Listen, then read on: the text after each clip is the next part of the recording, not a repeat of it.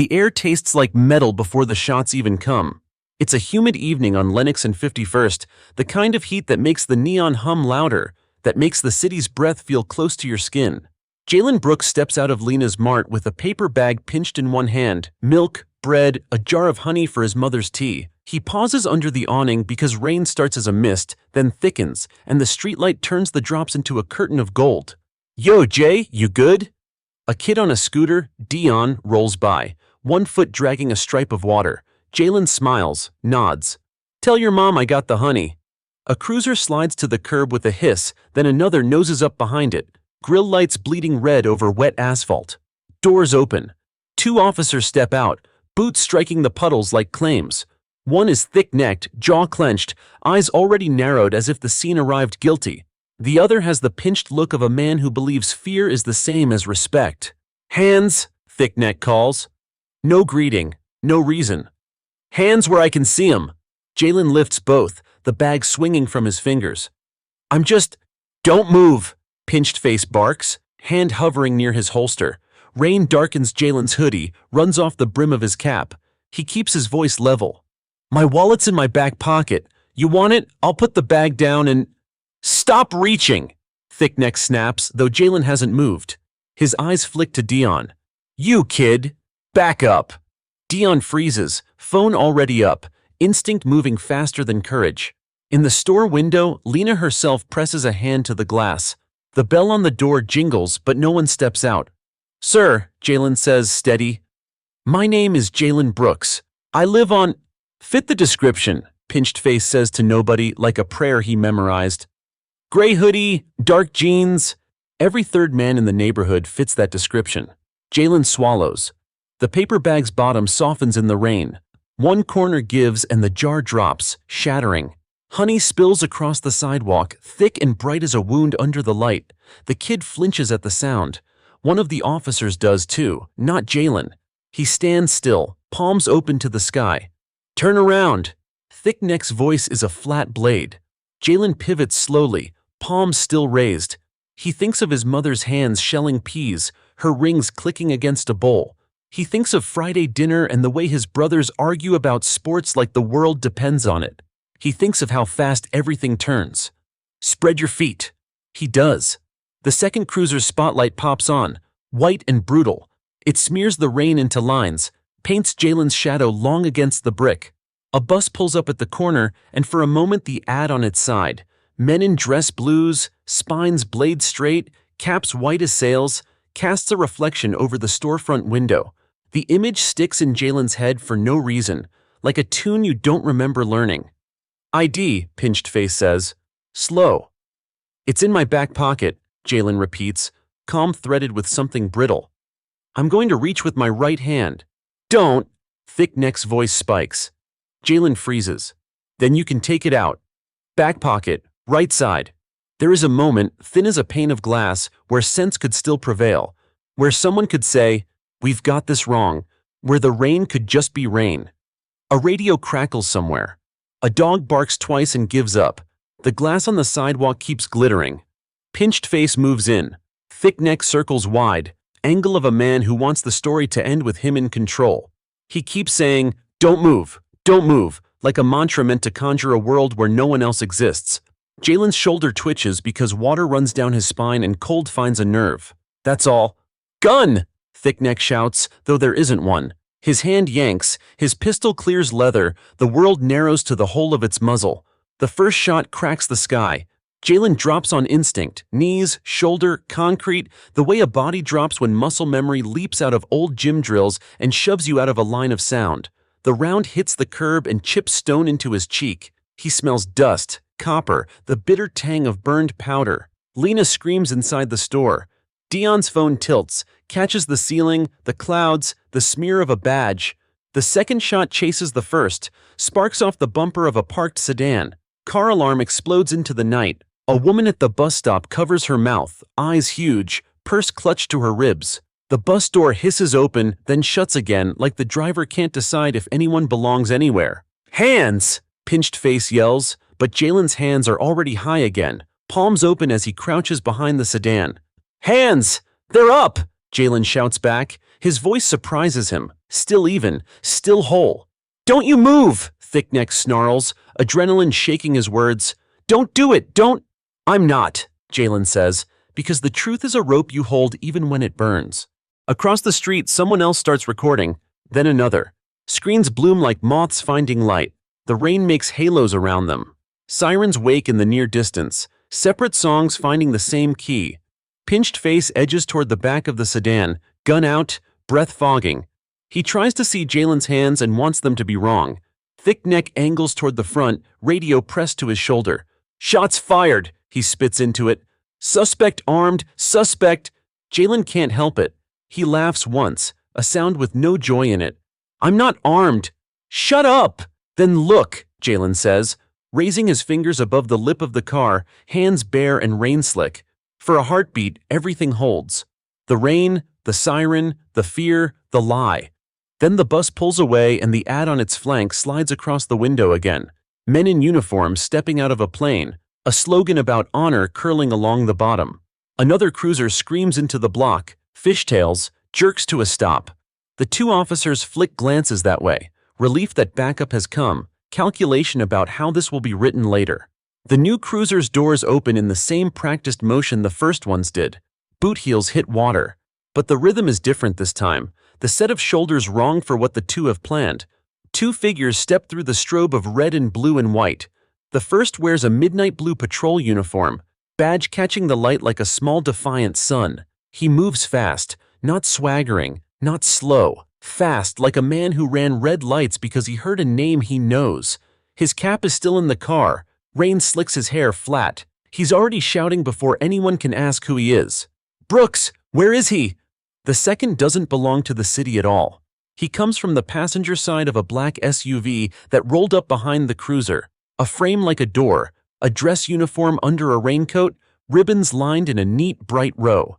His cover stays on, brim shedding water, gloves white with rain. Thickneck's face goes slack. Pinched face takes a half step back before he even understands why. The patrol officer cuts the distance in 3 strides, eyes sweeping, finding the crouched shape behind the sedan. His voice breaks on the last syllable. "Jay!" Jalen stands slow, hands still high, heart a drum in his throat. The rain runs off his wrists. "Caleb?" The man in midnight blue stops dead between the first pair of officers and his brother, chest rising, badge gleaming. He turns his head just enough to show profile, enough that Jalen can see the scar at his jaw he got falling off a bike at 11. "Lower your weapons," he says to Thick Neck and Pinched Face, and there's no bark in it, no fear, just a command that knows exactly how much authority it carries. "Now!" "Officer, step back!" Pinched Face stammers. "This is an active—" "Active what?" Caleb snaps. He points with 2 fingers without looking away from their muzzles. "Hands off your triggers!" The man in the dress uniform stops beside him, rain pooling on his shoulders. He looks from Jalen to the guns to the kid with the phone to the honey on the sidewalk. He takes in everything and says nothing. Then he lifts his chin just enough for his cover's brim to show his eyes, and he speaks in a voice that sounds like orders learned in rooms without windows. "That's our brother," he says. The street inhales. The recordings don't blink. The 2 officers who fired find their hands again, discover how heavy a drawn weapon feels when it points at the wrong world. Caleb steps closer, shoulders squared. "Holster them," he says, and this time the word isn't a suggestion. Down the block, the sirens arrive at last. More units, more noise, more choices. But in the space between the rain and the guns and the thin, sharp smell of spent powder, something has already shifted. The night puts its ear to the scene and listens. The first 2 officers aren't the only ones with a story now. The rain doesn't stop. It thickens, plastering uniforms to skin, running off car roofs, pooling in gutters like the city itself leans in to watch. Jalen stands, hands still raised above the sedan, rainwater trailing down his wrists. His chest rises and falls fast, but his voice holds steady. "I'm not armed." The street has witnesses. Lena behind the glass, Dion trembling with his phone held high, strangers frozen at the bus stop. Everyone hears the words. Everyone sees his empty palms. But the weight of guns doesn't vanish easily. Thick Neck still grips his weapon, finger pressed close to the trigger guard. Pinched Face shifts, torn between orders barked by his partner and the command that just dropped from Caleb Brooks's mouth. Caleb, soaked in midnight blue uniform, badge bright under the streetlight, doesn't flinch. His jaw is locked, voice sharp enough to cut the rain. "I said holster your weapons."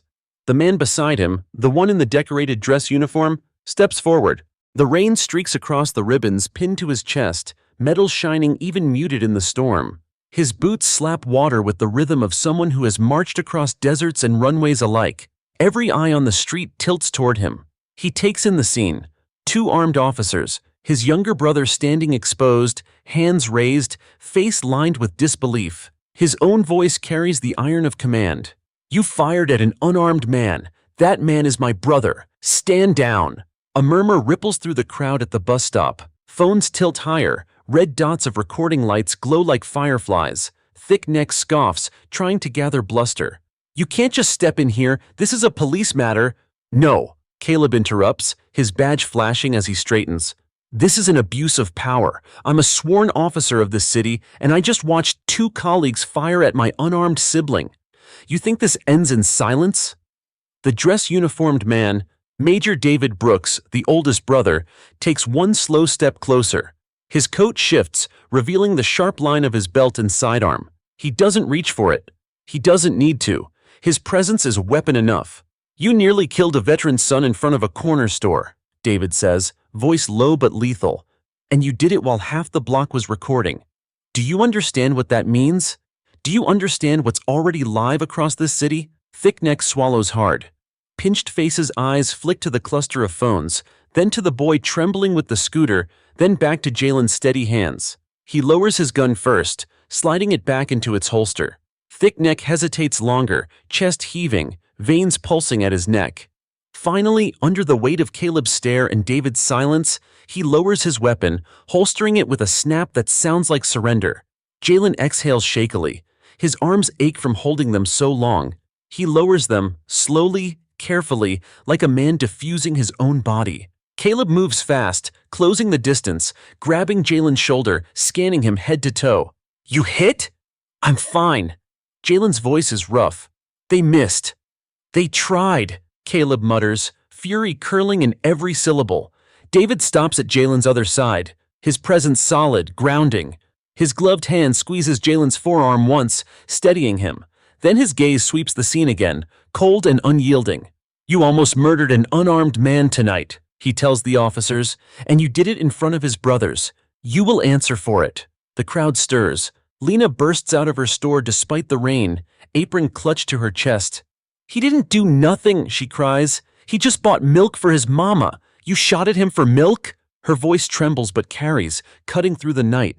More murmurs rise, people stepping out from awnings, faces tight with anger, phones lifted higher. Thickneck's jaw works. "You don't understand." "No," Caleb snaps. "We understand perfectly." He lifts his chin at the 2 squad cars. "You call it in. You tell dispatch what really happened. 2 officers discharged weapons at an unarmed civilian. That's the truth, and that's what you'll say."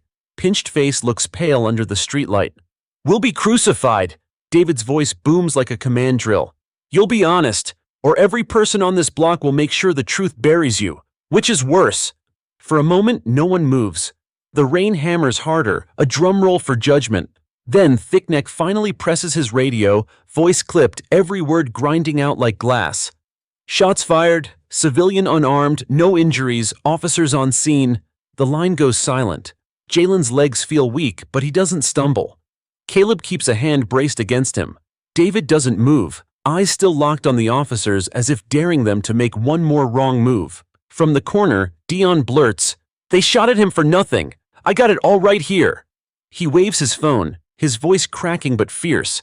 Caleb turns his head just enough to look at the boy. "Keep it. Don't delete it. That video might save more lives than you know." The bus stop crowd nods, phones raised higher.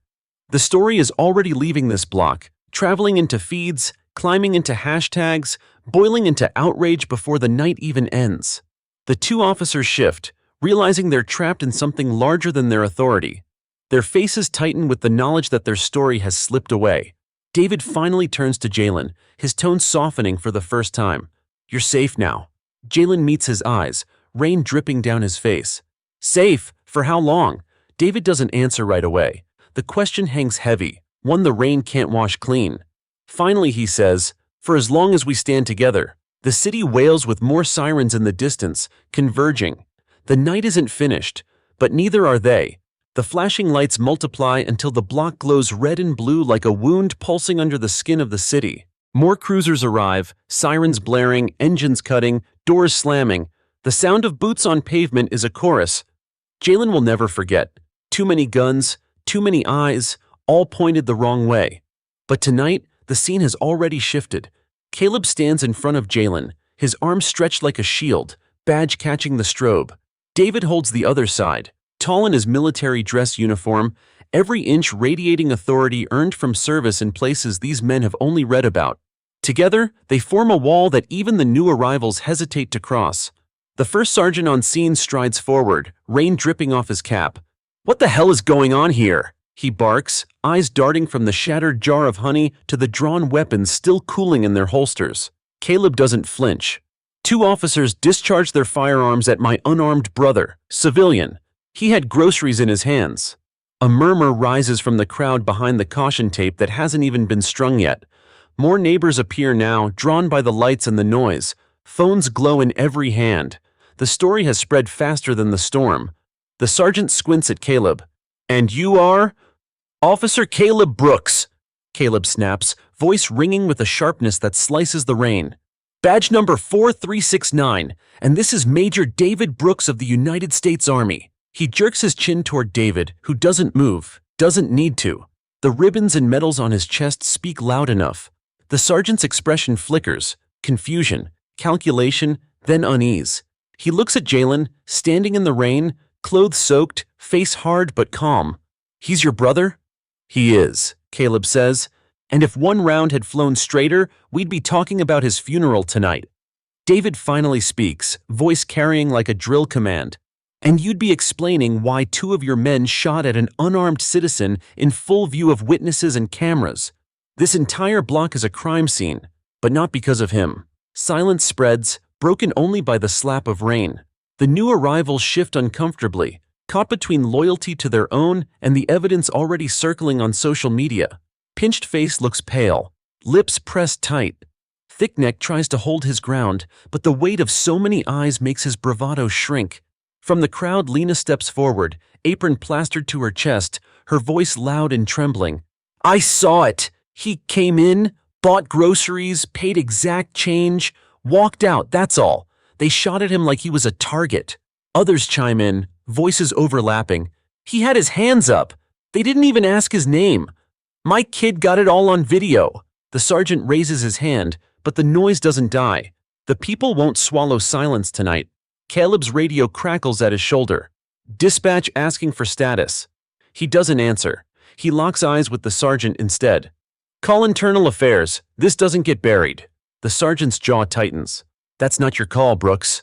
"It is tonight," Caleb says, "because if you don't, the city will make it for you." He gestures to the dozens of phones recording. "Evidence is already live. You want riots tomorrow? Try to bury it." David steps forward, his presence like a stone dropping into water. "You have a choice. Protect the lie or protect the people you swore to serve. Which side of history do you want to stand on?" The sergeant glances at his men, at the officers shifting uneasily, at the crowd humming with anger. He exhales hard through his nose and mutters, "Get IA on the line." A ripple of shock moves through the crowd. Some cheer, others clap. The phones tilt higher, capturing the moment authority bends toward accountability. Jalen finally lowers his arms fully, the ache in his shoulders burning, his palms raw from holding them high so long. He looks at Caleb. "This doesn't end here." "I know," Caleb replies. His eyes scan the growing sea of faces. "But tonight, you're alive. That matters." David places a steadying hand on Jalen's back. "Alive and with the truth on your side. That's stronger than any bullet." But Jalen's gaze lingers on the two officers who nearly killed him. He sees no apology, no remorse, only fear of exposure. He knows men like that don't sleep after nights like this. They plot, they protect themselves, and fear makes dangerous choices. The storm outside feels quieter than the storm inside him. By midnight, the block is locked down, statements taken, evidence bagged, videos uploaded faster than any official can seize them. Caleb stays glued to Jalen's side, refusing to let a single uniform near him without oversight. David fields calls from the Pentagon, his voice clipped, telling them, yes, it's personal, yes, it's political, and yes, it's unavoidable. Jalen sits in the back of Caleb's cruiser, the safest place his brother can find for him. His hands shake, not from fear, but from the weight of nearly becoming another name in a list too long already. Through the window, he sees the faces of neighbors who won't forget. He sees Dion, still clutching his phone, refusing to go home until Jalen waves at him through the glass. He sees Lena locking up her store, apron still damp with rain, nodding once as if to say, we're with you. When Caleb climbs in beside him, engine idling, Jalen asks, what happens next? Caleb exhales, looking straight ahead at the wet, glowing street. Next, they'll try to spin it. Say you matched a suspect description. Say the shots were warning shots. Say anything but the truth. And us? Caleb finally looks at him, eyes hard. We make sure the truth gets louder. David opens the back door, sliding in beside Jalen, uniform still immaculate despite the storm. This isn't just about you anymore. It's about every man who looked like you and faced what you just faced. Tonight, they fired bullets. Tomorrow, we fire truth. And we don't stop until it breaks them. The cruiser pulls away, rain streaking the glass. The city feels different now. Tense, awake, waiting. The prophecy of fear the cops tried to write with bullets has already been rewritten by brothers who refuse to let silence win. And the night isn't over. The rain finally stops at dawn, leaving the city streets slick and glistening like glass. The smell of powder still lingers in Jalen's nose, mixed with the sweetness of spilled honey that clings to his clothes. He hasn't slept. None of them have. The brothers sit in Caleb's small apartment, blinds drawn, coffee cooling untouched on the table. The silence is thick, broken only by the hum of the refrigerator and the distant wail of another siren somewhere in the city. Jalen sits on the couch, head bowed, elbows on his knees. Every time he blinks, he sees the muzzle flash, feels the chip of stone sting his cheek. He breathes slow, deliberate, like he's trying to keep himself from shaking apart. David stands at the window, still in uniform from the night before. He hasn't even changed. His metals glint faintly as early light slips past the blinds. His posture is perfect, military, but his eyes are dark with fury. Caleb paces, badge still clipped to his hip. IA will investigate, he says, voice sharp, restless. But you know how this goes. They'll drag their feet, delay, wait for the heat to fade, then they'll call it an error in judgment and nothing more. David doesn't look away from the window. Not this time. Too many witnesses, too many cameras. They'll try anyway, Caleb snaps. You've seen it, I've seen it. They twist the story, bury the evidence, claim fear for their lives. He rubs a hand across his face, jaw tight. We can't just wait on the system. Jalen finally looks up. His voice is quiet but steady. I don't want this to just be about me. If this becomes only my story, they'll smear me until it breaks. I need it to be bigger than me. David turns then, eyes sharp. It already is. Last night wasn't just an attack on you. It was a mirror and the city saw itself in it. People are angry. They're talking. That energy can't be wasted. Caleb frowns. You're saying protest? I'm saying movement, David corrects. If they bury this, it'll be like burying every man they've silenced before. But if we organize, if we control the narrative, we don't give them the chance. Jalen leans back, exhaling. I didn't ask for this. No one ever does, David replies, softer now. But sometimes the fight finds you. By mid-morning, the videos from the block are everywhere. News anchors replay the footage frame by frame. The shots, the shattered jar of honey, Caleb's command, David's declaration, headlines crawl across screens. Unarmed black man targeted, saved by his brothers. Military officer and city cop. Confront racist shooting. Who is Jalen Brooks? Talk radio ignites with callers. Some rage about blue lives under attack. Others call Jalen a hero for surviving. Hashtags climb. Hashtag hands. Up honey. Hashed Brooks brothers. Hash justice for Jalen. The brothers watch it unfold on Caleb's old television. The sound tinny, but the images impossible to ignore. That's it, Caleb mutters, pointing to the screen where Thickneck's face is frozen mid-yell. That's the man who fired the first shot. They'll know his name before the day ends. They'll protect him, David warns. The union will rally, lawyers will circle. They'll say he feared for his life. And what about mine? Jalen says suddenly, the words sharper than he meant. His voice trembles as he pushes forward. What about my life? Didn't matter that I was unarmed. Didn't matter that I said my name, said where I lived. Didn't matter that I was holding milk for my mama. All that mattered to him was I fit a description. The room goes silent again, heavy with truth no one wants to sit in. Finally, David steps closer, resting a firm hand on Jalen's shoulder. That's exactly why we fight. Because your life matters. And if we let them twist it, then they win again. That afternoon, they walk together into a press conference arranged by a local community leader. The room is packed. Reporters, activists, families holding signs, faces strained by grief and anger. Cameras flash as the three brothers step up to the podium. Caleb speaks first, his voice level, official. Last night, 2 officers drew their weapons and fired at an unarmed man. That man is my brother. I witnessed it. I intervened. And I will not stay silent. David follows, his voice deep, commanding.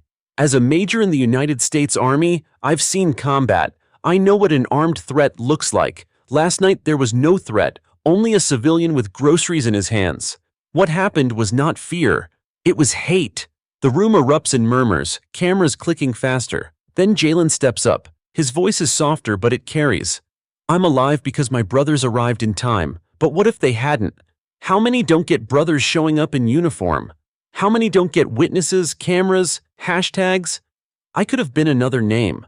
Another story fading in a week. I don't want to be a symbol. I just want justice. For me and for everyone who never got to stand at this microphone. Applause breaks out, mixed with tears and shouts of support. The story has left their block. It's a fire now, spreading. But even as they walk off stage, Caleb's phone buzzes with a message that makes his stomach tighten. A number he doesn't recognize, words sharp as knives. Stay quiet, or next time we don't miss. He shows David, who reads it, jaw clenching. They're scared. That makes them dangerous. Jalen looks between them, a chill running deeper than the rain ever did.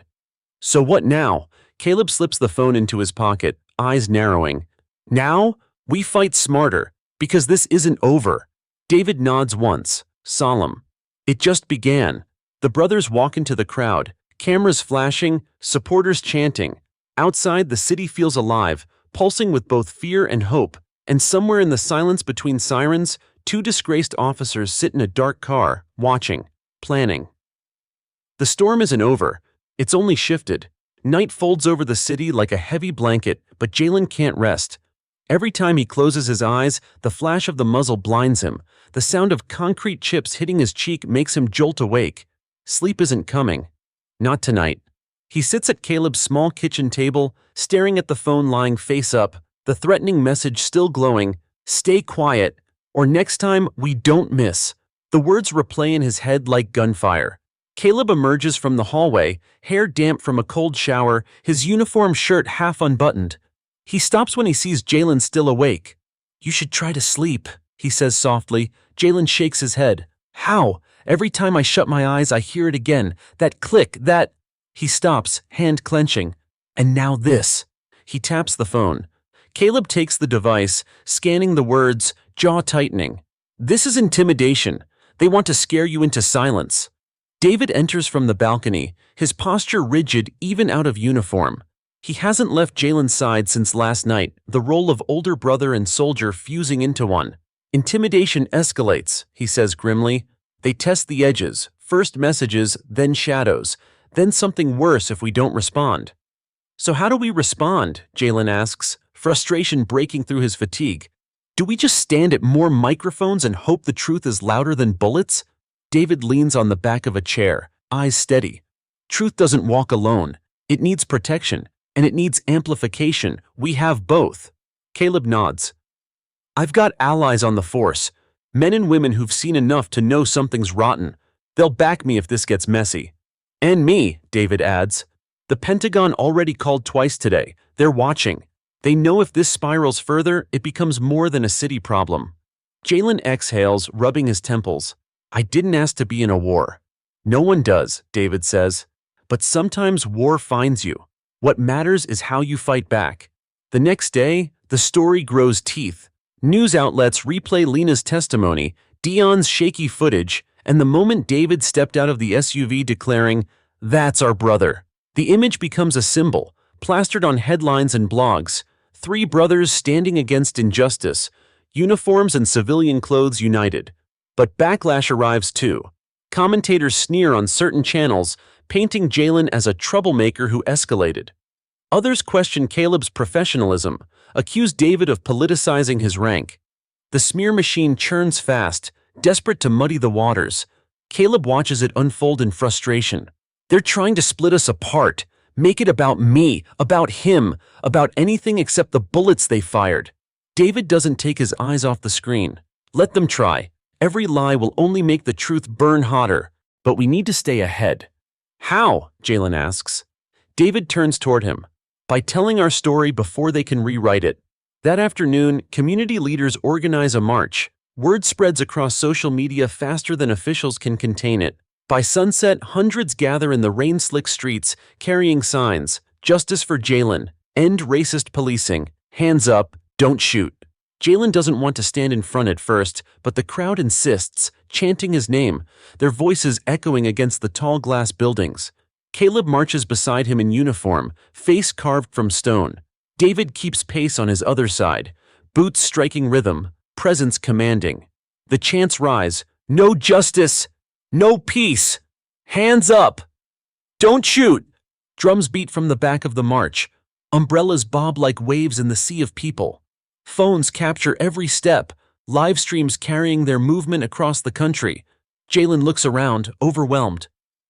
"I never asked for this," Caleb answers without looking away from the crowd. "You didn't have to. People saw the truth. They chose you because you survived." David glances down at him, eyes steady. Survival is sometimes the loudest protest, but shadows stalk even in daylight. As the march wanes down, Caleb notices an unmarked sedan idling 2 blocks away. Dark windows, engine running. It's been there since the first chance. He tenses, hand hovering near his radio. David sees it too, his soldier's instincts screaming, "Eyes up! We're being watched!" The car doesn't move until the march disperses. Then it glides off slowly, disappearing into the maze of streets. Caleb mutters, "They're watching us, waiting." David's jaw hardens. "Then let them watch. We won't blink." That night, the brothers regroup again in Caleb's apartment. The blinds are drawn tighter, doors double locked. Jalen paces, unable to sit still. "They're circling," he says. "The message, the car, what's next? A brick through the window? Another gun?" Caleb steps in front of him. "Jay, look at me. You're not alone. They'll have to go through us first."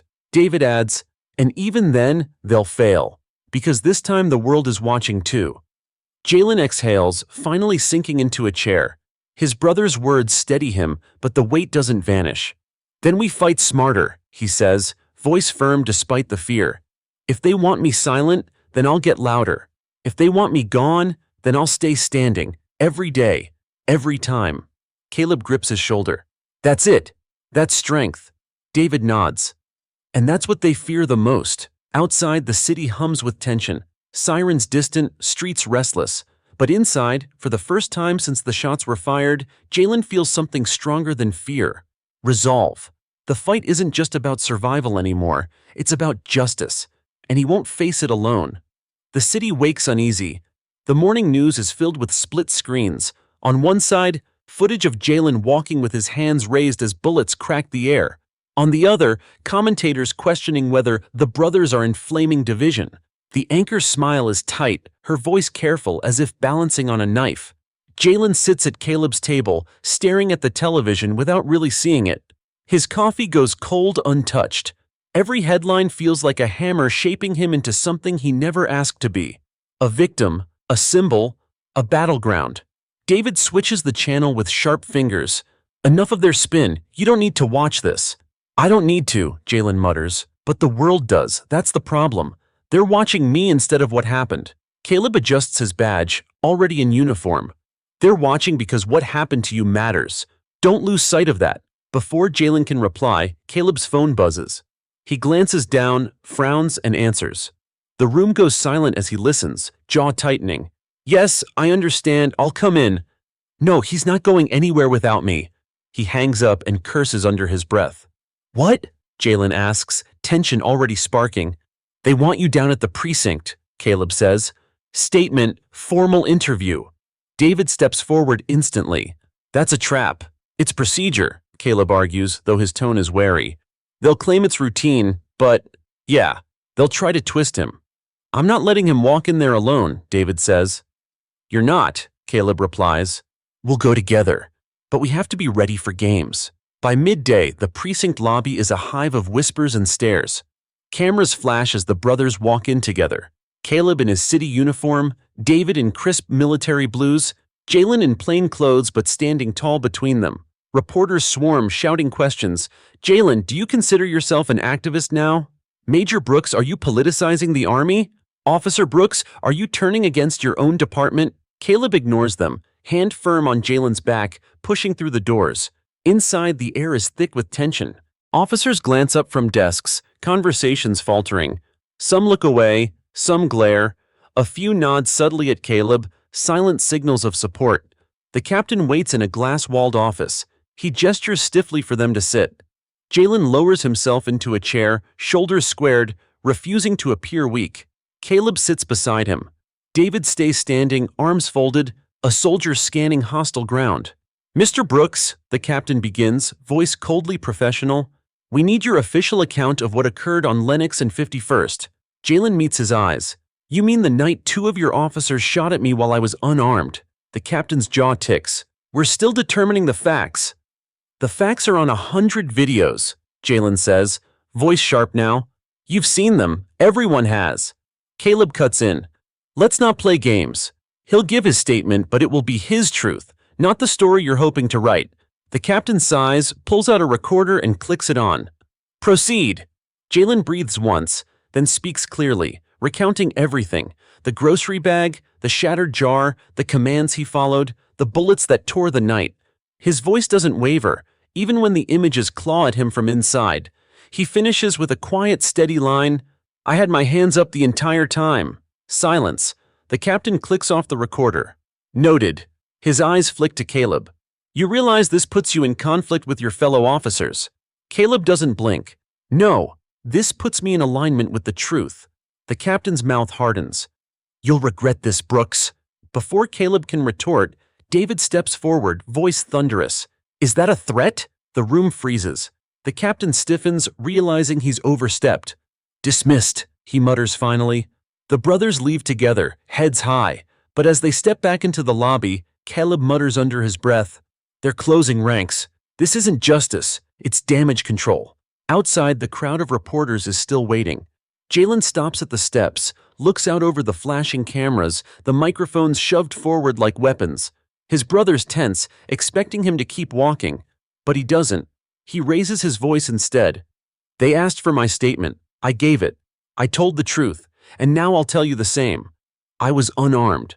I was shot at because I fit a description. If my brothers hadn't arrived, I might not be standing here. That's the truth. And I will not be silent.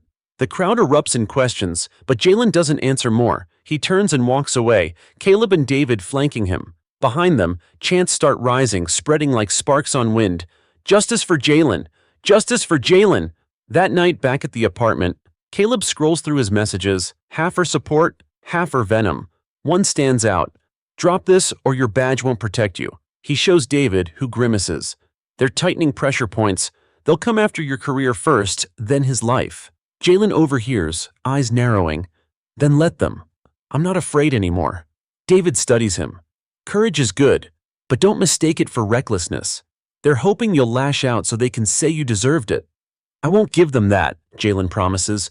I'll give them truth. That's it. The brothers sit in the dim light, tension pressing down, but resolve holding stronger. Outside, the city hums restless, every shadow heavy with eyes. The system is squeezing. But the Brooks brothers refuse to break, and the storm is only building. The next morning begins with pounding fists on Caleb's apartment door. 3 heavy knocks, official and impatient. Caleb is up instantly, hand at his holster before his brain catches up. David moves faster, already at the peephole, his jaw tightening. He murmurs, "Internal affairs." The brothers exchange a look. Jalen sits at the table, eyes rimmed red from another sleepless night. "Let them in," he says quietly. Caleb opens the door. Two men and a woman step inside, badges flashing. Their suits are crisp, their faces carved from stone. The lead investigator, a tall man with rimless glasses, wastes no time. "Mr. Jalen Brooks will need a private interview." David steps forward. "He doesn't speak without us present." "This isn't optional," the investigator replies. "Neither is counsel," Caleb cuts in, his voice edged with steel. "He has rights. You know it, and I know it." The room crackles with tension. Finally, the woman sighs, adjusting her folder. "Fine. But if you interfere, the interview ends." They sit Jalen at the table, recorder clicking on. The questions come sharp and precise. "Did you make any sudden movements? Did you say anything that could be perceived as threatening? Were you wearing clothing that matched a suspect description?" Each question tastes of blame disguised as inquiry. Jalen answers steady, refusing to be cornered. "My hands were up. I spoke calmly. I complied. The only sudden movements came from them." David's arms remain folded tight, eyes never leaving the investigators. Caleb taps his pen against the table, restless but silent. After an hour, the lead investigator clicks the recorder off. His expression doesn't change, but his words reveal cracks. "Thank you for your time. We'll be in touch." As they leave, the woman lingers a moment. Her eyes flick to Jalen, then to Caleb. She doesn't speak, but the faintest tightening of her jaw says enough. She knows the truth, but the system may not allow it. The door shuts. The apartment feels smaller, heavier. "They're not after justice," Caleb mutters. "They're after survival." "Their survival." David nods. "Which means we push harder. We don't wait for them to save face. We expose them before they can." By noon, the first smear campaign surfaces. A local station airs grainy footage of Jalen from years ago, him at a protest, holding a sign, shouting in a crowd. The anchor's voice oozes implication. Was Jalen Brooks really an innocent bystander, or a known agitator with a history of confrontation? Jalen watches, stunned. "That was 5 years ago. Peaceful protest. They're painting me like I asked for this." "That's their playbook," David says. "Discredit the victim, distract from the crime." Caleb slams his fist on the counter. "They're trying to make you the story, not the bullets." But even as anger seethes, hope rises too. The footage of Caleb and David confronting the shooters continues to spread, gaining traction nationwide. Influential voices online demand accountability. Hashtags multiply. The truth keeps fighting through the noise. That evening, the brothers meet with a local pastor who's been organizing community vigils.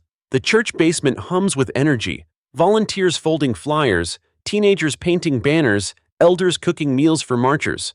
The pastor, an older man with deep lines etched into his face, greets Jalen with a firm grip. "You didn't choose this moment, son, but it chose you. And now you carry the weight of more than yourself." Jalen swallows, the truth pressing on his chest. "What if I'm not strong enough?" The pastor's eyes soften. Strength isn't never being afraid. It's standing anyway. And you don't stand alone. Around them, the community buzzes, preparing for another rally tomorrow. Caleb exchanges numbers with local activists. David studies the logistics, already planning crowd safety like a military operation. Jalen lingers by the banners, tracing the painted words with his fingers. Justice, unity, truth. For the first time, the burden feels less like chains and more like armor. But outside, danger prowls. As the brothers leave the church late that night, the unmarked sedan reappears. This time, it idles closer, headlights dimmed. Caleb notices first, his instincts flaring. "There." David steps slightly in front of Jalen, shoulders squared. The car doesn't move. Its engine hums, low and steady, like a growl. "Get the plate," David murmurs. Caleb raises his phone, snaps a photo. The car revs once, taunting, before sliding away into the darkness. Jalen exhales shakily. "They're hunting us." David places a steady hand on his shoulder. "Then let them try. They'll find out we don't scare easy." Back at the apartment, tension simmers. Caleb uploads the photo of the plate, sending it to contacts he trusts on the force. David calls a colleague at the Pentagon, briefing him in clipped words. Jalen sits quietly, staring at his hands. Finally he says, "If I back down, they win. If I fight, they'll come harder. Either way, I lose." "No," Caleb says, crouching in front of him. "Either way, we fight. And if they come harder, then we stand harder." David nods. They want division. Instead, they'll face unity. 3 brothers, 1 truth. That's stronger than their whole system of lies. Jalen looks at them both, the weight pressing heavy but not unbearable. Then we don't stop. Not until it ends. The brothers clasp hands in the dim light, a silent pact. Outside, the city buzzes restless, 1,000 fault lines cracking under pressure. Inside, the Brooks brothers prepare to make sure the truth doesn't just survive, it breaks through. The next day, the city feels heavier. Every glance on the street lingers too long, every shadow seems to follow. Jalen wears a hoodie low over his head as the brothers move through the morning, but anonymity is gone. People recognize him. Some nod with quiet respect. Some mutter. Some scowl. At the precinct, Caleb feels the weight even sharper. Whispers halt when he walks in. A colleague who used to joke with him at roll call won't meet his eyes. Another mutters, "Traitor," just loud enough to hear. But there are cracks in the silence too. A younger officer slips a folded note into his hand during briefing. Caleb opens it later, reading only 4 words. "I saw everything too." The message fuels him, even as the captain glares from the podium, reminding everyone, loyalty matters more than ever. Meanwhile, Jalen and David meet with a civil rights attorney, a sharp woman named Mariah. Her office is cluttered with stacks of case files, walls plastered with newspaper clippings of past victories and defeats. Mariah listens as Jalen recounts the night again, her pen racing across paper. She doesn't interrupt until he finishes, voice steady. "They'll try to bury you under character assassination. They'll dig into your past, your friends, your mistakes. They'll make you the villain." "I already see it happening," Jalen admits. "Then we stay ahead," Mariah says firmly. "You don't just defend yourself, you go on the offensive. File suit, force discovery, put them on trial before they can put you on spin." David nods, impressed. "That's exactly what we need." Mariah's gaze flicks to him. "You're military, that helps. You," she points to Caleb in uniform, "are police. That complicates things. They'll try to say you're biased." Caleb shrugs. "Bias or not, I watched it happen. That's testimony and it's the truth." Mariah leans back, folding her arms. "Then we build the case on 3 pillars: eyewitness evidence, video evidence, and systemic pattern. If we show this isn't isolated but part of a larger culture, the city can't spin it away." Jalen exhales slowly. "It feels too big." "It is big," Mariah says, "but that's the point. Your survival gives people a voice who didn't survive. Use it." By afternoon, protests surge again. This time, the courthouse steps flood with bodies. Signs rise high. "Hands up, honey down, justice for Jalen, no more bullets." Jalen walks through the crowd with his brothers at his side. The chants vibrate through the air, strong enough to rattle the courthouse windows.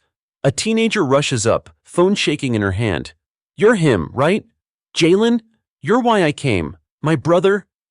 He didn't make it when it happened to him, but you did. Thank you for not staying quiet." Jalen swallows hard, fighting emotion. He grips her shoulder. "I'm standing for him too." David watches, proud but wary.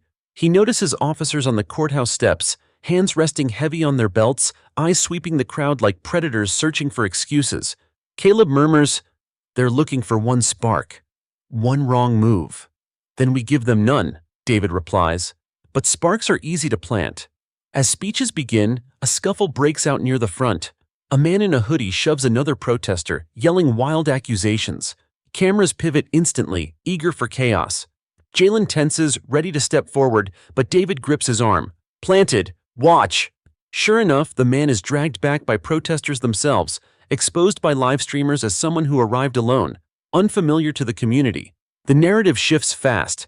Agitator exposed, protest remains peaceful. But the message is clear. The other side is desperate to paint them violent. That night, back at the apartment, Caleb slumps into a chair, exhaustion in every bone. The department is splitting. Some back me quietly. Others want me gone yesterday. I won't be surprised if they try to suspend me soon. "You knew this would come," David says. "Yeah, but not this fast." He rubs his temples. "I can feel it. They're circling wagons. IA isn't about justice. They're about protecting the shield." Jalen leans forward. "Then what do we do if they take your badge?" Caleb looks at him, eyes tired but steady. "Then I keep fighting without it. Badge or not, I'm your brother. That doesn't change. David nods firmly. And the fight doesn't end with suspension. It ends when truth wins. Not before. Jalen grips both their hands across the table. Then we keep moving. Every day they push, we push back harder. The pact feels heavier now, but unbreakable. Later, when the brothers finally try to rest, the unmarked sedan returns. This time, it doesn't just idle. It parks across the street. Lights off. Engine dead. A shadow sits inside, unmoving. Jalen spots it through the blinds, his heart hammering. They're back. David joins him at the window, eyes narrowing. They want us to know they're watching. Caleb pulls out his phone, snapping photos again. Then we'll give them what they don't want, exposure. He uploads the pictures straight to social media with one caption. If anything happens to us, remember this car. Within minutes, the post spreads, retweeted by activists, amplified by reporters. The shadow in the car drives off quickly, headlights flaring as it disappears into the night.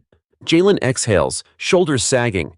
Think that scared them off? David shakes his head. No, it just told them we won't play quiet. Caleb sets his phone down, voice firm. And that's the one thing they fear most. The brothers retreat from the window, the city humming outside, restless and dangerous.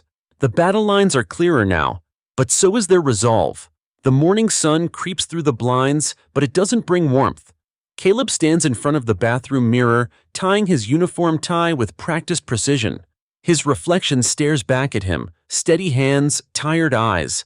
Today feels heavier than usual. His phone buzzes on the counter. A single notification, mandatory meeting, command office, 9 o'clock a.m. He already knows what it means. When he steps into the kitchen, David is pouring black coffee, Jalen hunched over a bowl of cereal he hasn't touched. Caleb clears his throat. They're calling me in. Jalen looks up instantly. Suspension? Most likely. Caleb forces a shrug. They want to make an example. Show everyone what happens when you speak against the shield. David sets the mug down hard. So they punish honesty and reward bullets. Typical. Caleb straightens his collar. Doesn't matter, badge or no badge, I stand by what I said. I'll walk in with my head up. At the precinct, the air is colder than the rain outside. Officers avoid his gaze as he passes. Some glare openly. Others give him subtle nods of respect, too afraid to say it out loud. The captain waits in his office, flanked by two higher-ups from the department. His voice is flat, bureaucratic. Officer Brooks, you are hereby placed on administrative suspension pending the outcome of internal affairs investigation. Effective immediately, surrender your badge and service weapon. Caleb removes the badge slowly, feeling the weight of years pressed into the metal. He places it on the desk with deliberate calm. Then the gun. Then his belt. The captain doesn't meet his eyes. Caleb leans forward slightly. When this is over, the truth won't just clear me, it'll bury you. The room freezes for a beat. The higher-ups stiffen. The captain's lips tighten, but he doesn't respond. Caleb turns and walks out. Jalen and David are waiting in the parking lot. When Caleb steps out, empty holster at his hip, Jalen's chest tightens. They really did it. Caleb nods once. Suspended, but not silenced. David claps a hand on his brother's shoulder. They think taking the badge weakens you. They forget, your badge was never what gave you strength. It was your backbone. Caleb exhales, the tension easing slightly. Then let's use this. If they want me quiet, I'll only speak louder. News of the suspension spreads fast. By evening, headlines scream, Officer who defied Blue Wall punished Brooks brothers. Story takes new turn. Commentators argue on split screens, some claiming Caleb betrayed his department, others hailing him as a whistleblower. For Jalen, it feels like proof. See, they'd rather protect their own than protect the truth. But David sees it differently. It's proof they're scared. Scared of losing control of the story. That night, the brothers gather in Mariah Torres's office. The attorney leans back in her chair, tapping her pen. This suspension is retaliation, plain and simple, which strengthens our case. We add wrongful suspension to the civil suit. Good, Caleb says. Make them answer for every move. Mariah nods, but her tone is cautionary. Be ready. Retaliation doesn't stop at suspension. They'll escalate. Smear campaigns, surveillance, maybe worse. We've already seen the car, David says. Mariah frowns. Unmarked? Following you? Jalen nods. Every night. Then document everything, she instructs. Photos, plates, timestamps. If anything happens, we'll prove a pattern of intimidation. Days pass in a blur of rallies, meetings, interviews. Jalen grows sharper each time he speaks, finding strength in the crowd's chants. Caleb becomes a symbol too, the officer who refused to stay silent. David keeps them grounded, using his military discipline to plan logistics, ensuring they're never without protection. But the pressure keeps rising.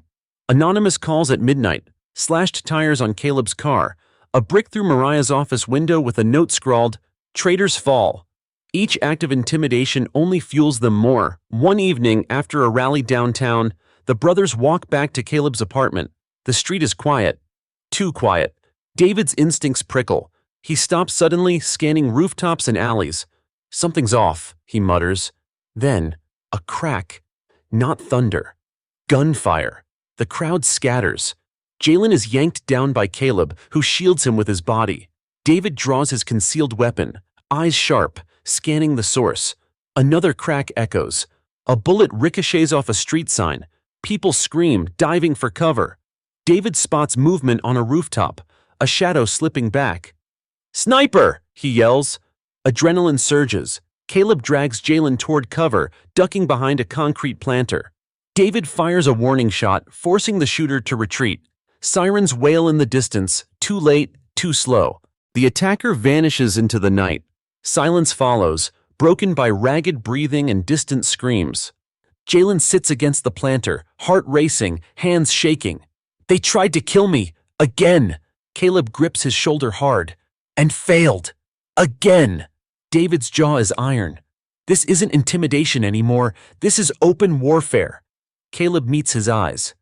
"Then we fight like it." Jalen swallows hard, forcing his breath steady. "No more waiting for them to come to us.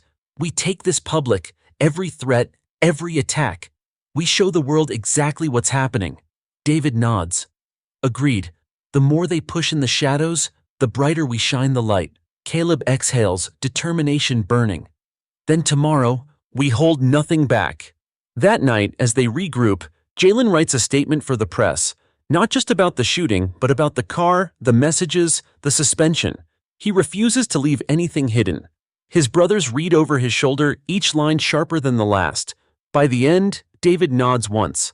"This will hit harder than their bullets ever could." Jalen saves the draft.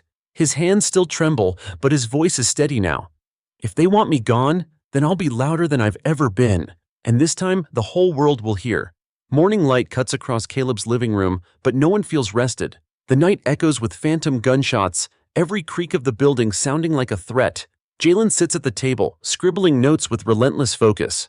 David paces the floor, phone in hand, speaking in clipped tones to a Pentagon contact. Caleb stares at his empty badge case, the hollow space heavier than the badge ever was. Jalen pushes the paper away, voice tight. "Enough waiting. Today we go public. Not just a press conference, everything, every threat, every shadow car, every bullet." David ends his call, slipping the phone into his pocket. The Pentagon's aware. They won't intervene, yet, but they're watching. If this escalates further, it's not just a city scandal, it's a national one. Caleb leans forward. "Then we make sure it escalates where everyone can see it. No more whispers in back rooms. They want war in the shadows? We drag it into the light." By noon, the courthouse steps are filled again. Cameras swarm. Reporters jostle for position. Protesters wave signs, their voices rising in a single chant. "Justice for Jalen! Justice for Jalen!" The brothers step forward together. Caleb, stripped of his badge but standing tall. David, medals gleaming, posture like steel. Jalen, the target-turned voice, carrying the weight of survival. Jalen begins. His voice trembles at first but grows steadier, sharper with each word. "Last night someone tried to end my life. Not with intimidation, with bullets. A sniper shot into a crowd, into a peaceful protest. And still I stand here. Still I live. Still I speak." The crowd roars. Cameras flash. Caleb steps forward next. "They suspended me because I told the truth. They thought taking my badge would take my voice, but this city doesn't need another silent officer. It needs someone willing to call wrong what it is. Wrong, racist, criminal." Reporters shout, but he raises his hand, silencing them. "I didn't betray the department. They betrayed the oath." David's turn. His voice is thunder, his presence unshakable. "I have seen war. I have stood on battlefields where the enemy wore no uniform, but I never thought I'd see my brother targeted by those sworn to protect. Make no mistake, this is not fear. This is hate, weaponized under the shield of law. The words ripple through the crowd, heavy and undeniable. Jalen steps back to the microphone, lifting a stack of printed messages. These are the threats I've received. Stay quiet or we won't miss. Traitors fall. Your badge won't protect you. They want silence. They want fear. But I will not give them either. Today I say this. If anything happens to me, my brothers, or my attorney, the world will know exactly who is responsible. He holds the pages high. The cameras capture every second. The courthouse steps erupt in chants again. No justice, no peace. Later, back at the apartment, the atmosphere is electric. Phones buzz nonstop. Messages of support, reporters begging for interviews, strangers offering protection. But there are darker tones too. Caleb scrolls through his inbox, eyes narrowing. Death threats doubled in the last hour. David doesn't look surprised. That means they're rattled. They're losing control. Jalen leans back, exhausted but resolute. Let them rattle. Let them shake. I'm not stepping back. That night, the retaliation comes. As the brothers return from a late strategy meeting with Mariah, they find Caleb's apartment door ajar. The lock splintered. They freeze. David signals silently, slipping inside first, weapon drawn. The apartment is a wreck. Papers shredded, drawers dumped, laptops smashed. A message is scrawled in black spray paint across the living room wall. Next time it's blood. Jalen stares, throat dry. They were here. Caleb steps inside, fists clenched. They wanted us to see this. A warning. David's eyes sweep the destruction. No, not a warning. A promise. Mariah arrives minutes later, horrified. She snaps photos, documenting everything. This isn't just intimidation anymore. This is criminal sabotage. We'll add it to the case. Caleb grips the edge of the table. Splinters cutting his palm. How many cases does it take before someone stops them? How many times do we almost die before it matters? Jalen touches his brother's arm. It already matters. Look outside. They move to the window. Across the street, dozens of neighbors stand together, holding candles. Word spread fast. Even in the dark, the city refuses to leave them alone. The sight steadies them. Hours later, unable to sleep, Jalen sits on the balcony. The city hums below, restless but alive. David joins him, silent for a while. Finally, he says, "You've changed." Jalen looks at him, weary. How? You used to avoid the spotlight. Now you stand in it, even when it burns. Jalen shrugs. I don't feel brave. I just feel cornered. And when you're cornered, you either curl up or fight back. David nods slowly. Then keep fighting, because this isn't just your corner anymore. It's everyone's. Inside, Caleb finally dozes off in a chair, exhaustion dragging him under. His badge may be gone, but the fight hasn't left him. The brothers share the silence, the weight, the fragile thread of hope. The city teeters at a breaking point, and the Brooks brothers are ready to push it into the light. The morning after the break-in, the apartment still reeks of spray paint. Shards of broken glass crunch under Caleb's boots as he clears a path through the wreckage. Jalen stands in the middle of the chaos, staring at the words on the wall. Next time it's blood. He whispers, almost to himself, they don't even hide anymore. David folds his arms, his face carved in stone. That's the point. They want us rattled. They want you to second-guess every step. Caleb turns from the window. Then we give them the opposite. We draw the line today. No more reacting. We act first. By noon, they meet again in Mariah's office. She has already printed enlarged photos of the vandalism, lining them up beside screenshots of the threatening texts and the pictures of the unmarked car. The evidence fills her desk like puzzle pieces. Mariah looks at them over her glasses. They're making mistakes. Every threat, every shadow, every spray-painted wall, it's all proof. They think they're intimidating you, but they're building my case brick by brick. Jalen leans forward, voice low but steady. How long until the case actually matters? How long before it's not just paperwork while they keep aiming at me? Mariah doesn't flinch. That's why you go bigger, public, national stage. If local justice won't protect you, national attention will force their hand. David nods. Then we aim for Washington. Get federal eyes on this. Mariah taps her pen against the desk. And I know just how. There's a congressional hearing next month on police accountability. If we push hard enough, your story can reach that floor. Jalen exhales, the weight of possibility colliding with fear. Congress? Exactly, Mariah says. You want protection? You want leverage? Put their crimes under the nation's spotlight. That evening, the brothers attend another vigil. This one is larger than any before. Hundreds crowd the park, candles flickering like stars on earth. Voices rise in song, low and powerful, echoing through the night air. Jalen steps to the microphone, his face illuminated by the flames. They tried to scare me. They tried to silence us. But look at this. Look at you. We are louder than fear. We are stronger than threats. And we will not stop until justice lives in this city. The crowd erupts, the chant rolling like thunder. Not one more! Not one more! Caleb watches from the side, scanning the edges of the crowd for danger. He catches glimpses of plainclothes officers watching, muttering into radios. His gut twists, but the people's energy is undeniable. David stands like a sentinel behind his younger brother, every muscle tense, eyes sharp. He knows too well what it means when power feels cornered. It strikes hardest when it's losing. Later that night, the brothers return home to find a small envelope taped to the apartment door. No return address. Inside, a single photo. The three of them leaving Mariah's office earlier that day. A red X drawn across Jalen's face. Caleb grips the photo until his knuckles blanch. They're escalating. Again. David takes the photo, sliding it into a folder with the others. Then we escalate too. We don't hide these threats, we broadcast them. If they want us scared, we make sure the world sees who's behind the fear. Jalen swallows hard, nodding. Then tomorrow, we post everything. The next day, they launch a coordinated release. Mariah drafts a detailed statement attaching every piece of evidence: threats, vandalism, photos, the sniper attack. Caleb records a video explaining in measured words how the department retaliated with suspension. David speaks in uniform, calling the intimidation a betrayal of the values he fought for overseas. Jalen posts his own message. A raw, unedited video filmed in his living room. They tried to kill me. They broke into my home.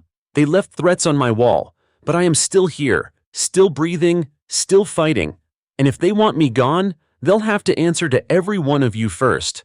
The videos go viral. Within hours, major outlets replay them on loop. Hashtags climb to the top of trending lists. Next time it's truth. Brooks Brothers. Justice for Jalen. Support floods in, from celebrities, veterans, faith leaders, and ordinary people tired of watching injustice repeat. But so does backlash. Online trolls flood their pages. Anonymous accounts spew venom. Cable pundits frame them as agitators stirring chaos. Caleb scrolls through it all, jaw tight. They're trying to drown us in noise. David shakes his head. Noise doesn't matter. What matters is the signal. And right now, the signal is stronger than it's ever been. That night, exhaustion presses heavy, but none of them sleep. The phone buzzes constantly with new threats, new supporters, new requests for interviews. Finally, Jalen breaks the silence. Do you ever think we won't win? That no matter how loud we get, they'll bury us anyway? Caleb looks at him, tired eyes steady. Maybe, but silence guarantees defeat. Speaking up at least gives us a chance. David nods slowly. And that's all we need. A chance. Because once truth cracks the wall, it doesn't stop. It breaks the whole thing down. Jalen leans back, exhaling. For the first time, he believes it. Outside, the city hums restless, but inside, the brothers feel something shifting. The threats still circle. The shadows still watch. But the tide is turning. The line has been drawn, and they're ready to stand on it, no matter what comes next. The national spotlight burns hotter than anyone expected.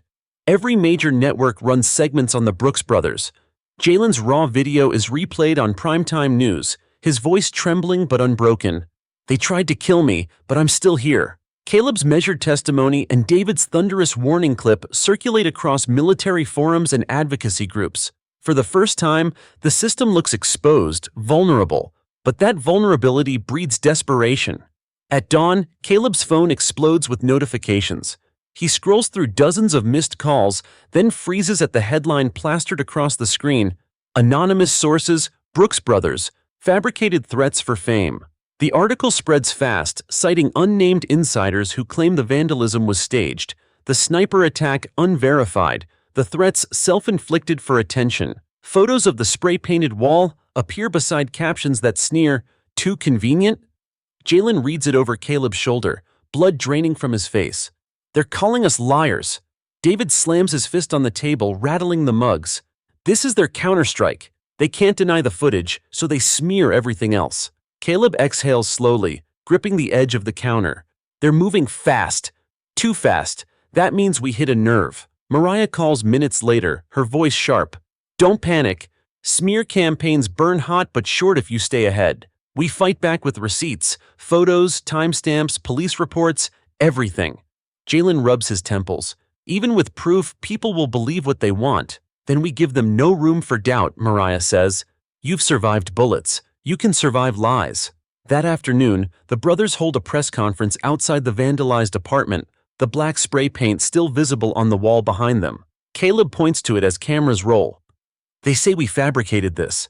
Tell me, does this look fabricated? Look at the broken lock. Look at the neighbors who saw men slip inside. Look at the timestamps on the security footage. This isn't fiction. This is terror. David steps forward. I've stood on battlefields where propaganda was the enemy's strongest weapon. I recognize it here. They want to twist truth into lies. But facts are louder. Evidence is louder. And we will prove every word. Finally, Jalen speaks, holding up his phone. This is one of the messages I received, sent from an untraceable number. Stay quiet or next time we don't miss. That isn't fame, that isn't attention, that's fear dressed as a warning, and I won't hide it anymore. The crowd roars in support. The smear begins to crumble, but inside the department, the fracture deepens. Caleb receives a quiet call from one of his remaining allies. Watch your back. They're not just angry, they're desperate. Word is, some higher-ups want to pin the vandalism back on you. Frame me, Caleb asks, stunned but not surprised. Exactly. They'll claim you staged it to embarrass the department. I'm telling you because I still wear this badge for the right reasons. But others, they've forgotten why they wear it at all. Caleb thanks him quietly, then hangs up. He turns to his brothers. They're not done. They'll try to frame me next. Jalen clenches his fists. Then we get louder. If they want to bury us under lies, we bury them under truth.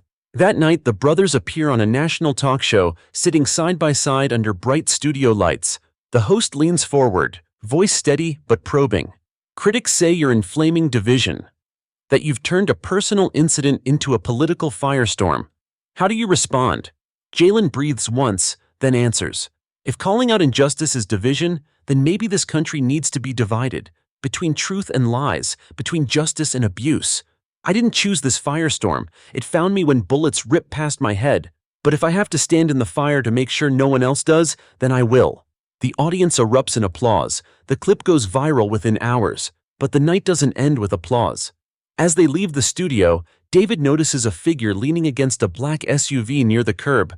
The man wears plain clothes, but the posture is unmistakable. Cop. His eyes follow Jalen with cold precision. David steps slightly in front, blocking the stare. You see him? He murmurs to Caleb. Yeah, Caleb replies, hand twitching toward his phone. The man smirks faintly, then slides into the SUV and drives off without a word. Jalen exhales shakily. They're watching every step. David grips his shoulder. Then let them. But we watch back. Back at the apartment, Mariah arrives with thick folders. She spreads them across the table, records of past complaints against the two officers who shot at Jalen, excessive force, racial profiling, all buried, all ignored. Here it is, she says, eyes fierce. The pattern, the proof this isn't isolated. We link these cases to yours, and suddenly it's not just Jalen's word against theirs. It's a history the department can't hide anymore. Caleb flips through the files, jaw tightening. How did none of this see daylight before? Because the system buried it, Mariah replies. But now we dig it up. Jalen stares at the names, faces of victims who never made the news. Some beaten, some arrested on false charges, some never came home. His chest tightens. This isn't just about me anymore. David nods grimly. It never was. That night, the brothers stand on the balcony together, the city lights flickering like stars below. Jalen grips the railing, voice low. I'm scared. Not for me. For you. For everyone who stands with us. What if this ends worse? Caleb rests a hand on his shoulder. Then it ends knowing we didn't bend, that we drew the line. David adds quietly, and sometimes the line you draw becomes the road others walk to freedom. Jalen exhales, the fear still there but tempered by something stronger. Resolve. Tomorrow will bring more lies, more threats, more shadows, but the truth is gaining ground, and the tipping point is closer than ever. The next morning, the city feels like it's holding its breath. Sirens wail in the distance, helicopters circle low, and every newsstand carries the same photo. Jalen with his brothers on the courthouse steps, fists raised, faces grim. The headline screams, "Brooks Brothers Deafy Blue Wall." Jalen can't bring himself to read the articles. He sits at Caleb's table, staring at the photo on his phone. He looks stronger than he feels. Caleb enters, still in plain clothes now that his suspension has stripped him of uniform. "They're pushing hard today," he mutters, flipping on the TV. Sure enough, a panel of commentators is arguing. Are the Brooks brothers heroes or agitators? David walks in, already dressed in his military blues. His posture is straight, controlled, but his jaw is tight. Doesn't matter what they say. What matters is how people respond. And right now, the streets are louder than any studio panel. By noon, those streets erupt. Thousands flood downtown, carrying banners that stretch across blocks. Justice for Jalen. End the silence. No more bullets. The brothers stand at the edge of the march, watching the river of people surge forward. Drums pound, voices chant. The energy is electric, unstoppable. Jalen swallows hard. "I've never seen anything like this." Caleb nods, though worry lines crease his brow. "Neither have they. That's why they'll strike back." David scans rooftops and intersections like a soldier in enemy territory. "We stay sharp. If they want to turn this march into chaos, they'll need to go through us first."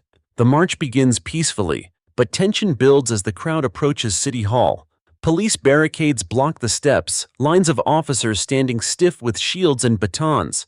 Their faces are blank, unreadable, but the air is thick with hostility. Jalen feels the chants falter, uncertainty rippling through the protesters. He steps forward, lifting a megaphone. "We're not here for violence. We're here for truth. We walk together, we speak together, and we do not break." The chant picks up again, louder this time. "Truth, truth, truth." But just as momentum steadies, a bottle sails from the crowd, smashing against a police shield. Officers tense, batons rising. Protesters cry out. David's eyes dart. "Planted again. That wasn't one of ours." Caleb steps forward, shouting, "Hold the line, don't give them what they want." The officers hesitate, waiting for an order. The captain's voice cuts sharp across the barricade. "Advance!" The line of shields surges forward. Protesters stumble back. Panic flares. Jalen grips the megaphone tighter, shouting until his voice cracks. "Stay calm! Hands up! Don't run!" The crowd raises their hands, thousands of palms glowing in the sunlight. Cameras flash. Drones buzz overhead. The officers falter. Batons hover mid-air. They can't swing freely at hands raised high. The optics would be devastating. For a tense, endless moment, the two sides face each other. Truth against power. Unarmed voices against armed silence. Finally, the captain lowers his hand. "Hold the line." The officers freeze, shields still up, but they stop advancing. The march holds. The crowd erupts in chants again, defiant and unbroken. Jalen exhales, relief flooding through him. Caleb claps his shoulder. "You kept them from breaking. That matters more than you know." That night, the city feels different. The protest dominates every channel, every feed. Clips of raised hands facing down shields spread worldwide. The brothers become symbols, not just of survival, but of resistance without violence. But victory is fragile. As they return to the apartment, Mariah is waiting with urgent news. She slaps a folder onto the table. "They've escalated. They're trying to indict you, Caleb. Conspiracy to incite unrest. They're saying you coordinated the march to provoke violence." Caleb blinks, stunned. "That's absurd. I was trying to stop violence." "Doesn't matter," Mariah snaps. "They want to paint you as the inside agitator, the rogue cop who betrayed his oath. If they succeed, they drag all of you down with it." Jalen's stomach churns. "How do we fight that?" Mariah points at the TV. "With what just happened today? The whole world saw you defuse that march. They saw you stop violence, not cause it. That's your shield. Don't let them twist it." David nods grimly. "But we can't get comfortable. This was their warning shot. Next time, they won't just smear us. They'll move to destroy us." Later that night, Jalen stands alone on the balcony, city lights shimmering below. He replays the moment in his head. The surge of shields, the panic in the crowd, The fragile silence before the captain pulled back. He whispers into the night, almost like a prayer. Please let this be enough. Behind him, Caleb steps out, placing a hand on his shoulder. It won't ever feel like enough. But today, we showed them something they can't erase. That's more than survival. That's power. Jalen nods slowly, gripping the railing. For the first time, he feels not just like a target, but like a leader. And that terrifies him even more. The indictment comes faster than anyone expects. By morning, news breaks.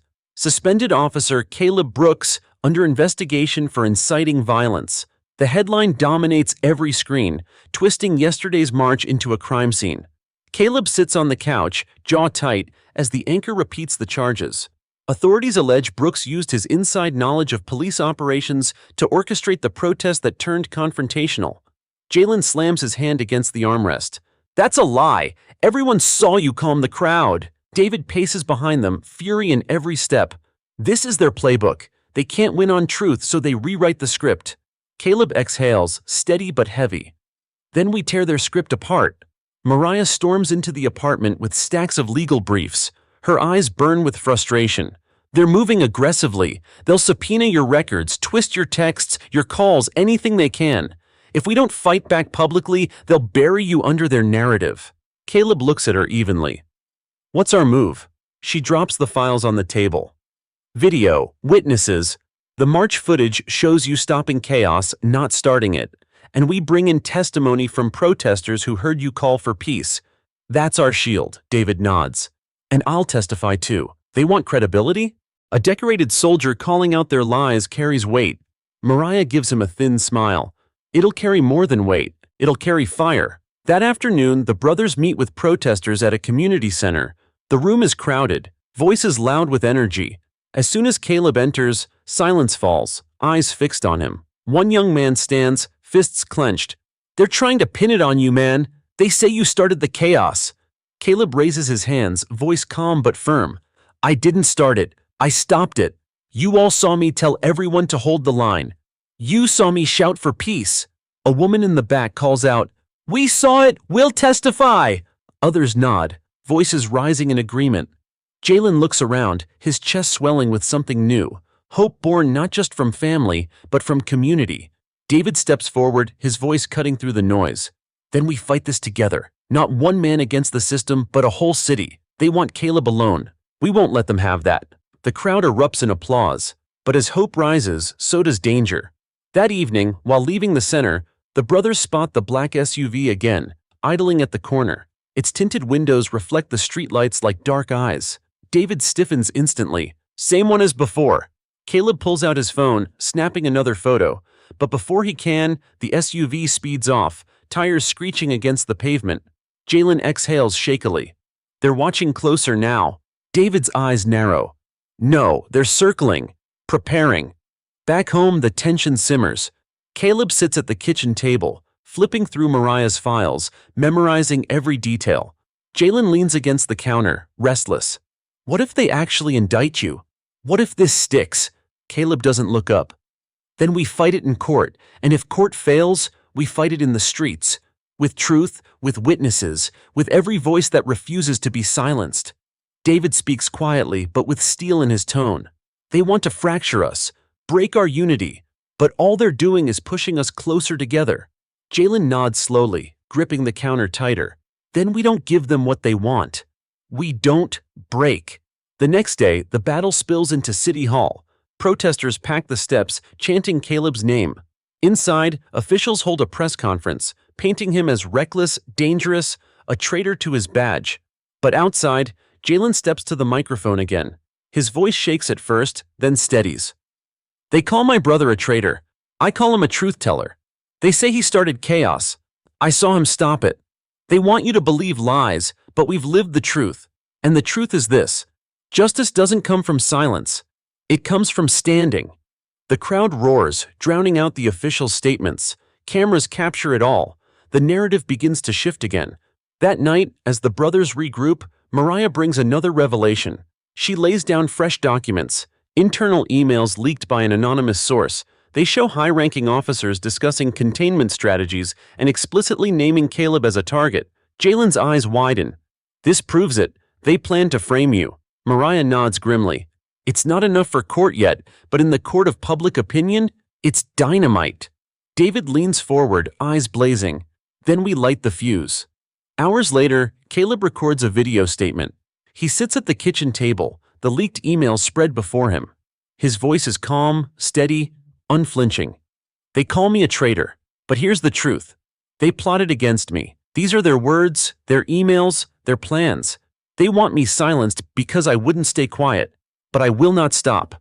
Badge or no badge, suspension or indictment, I will not stop. He uploads the video. Within minutes, it explodes across every platform. The system wanted him cornered. Instead, he just turned the corner on them. Later that night, Jalen sits awake, staring at the city outside. David joins him, silent at first. You're thinking about what happens if this keeps rising, David says quietly. Jalen nods. I'm scared it'll cost us more than we can give. David places a firm hand on his shoulder. Everything worth winning costs, but we're not fighting alone anymore. Look out there. Jalen glances down. Across the street, candles glow again. Neighbors, strangers, a city refusing to look away. Jalen exhales slowly. Fear remains, but hope stands taller. The firestorm isn't burning them out. It's burning the lies away. The leaked emails detonate like a bomb. By sunrise, Caleb's video statement is everywhere. News anchors hold up printouts, highlighting phrases like neutralize Brooks and contain public fallout. Commentators argue whether the leaks are authentic, but the people already believe. On the street, the chant changes. They framed him. They framed him. Jalen scrolls through his phone, watching footage of marches erupting not just in their city, but in others. Chicago, Atlanta, Los Angeles. Voices carrying his name, his brothers' names. For the first time, it feels bigger than survival.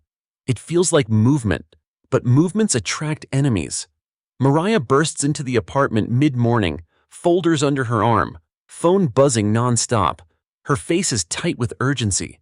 The leaks worked, but they also painted a target on your backs. The department is furious. They're not going to wait for courts anymore. They're going to push harder, faster, dirtier. Caleb sets down his coffee. What's next?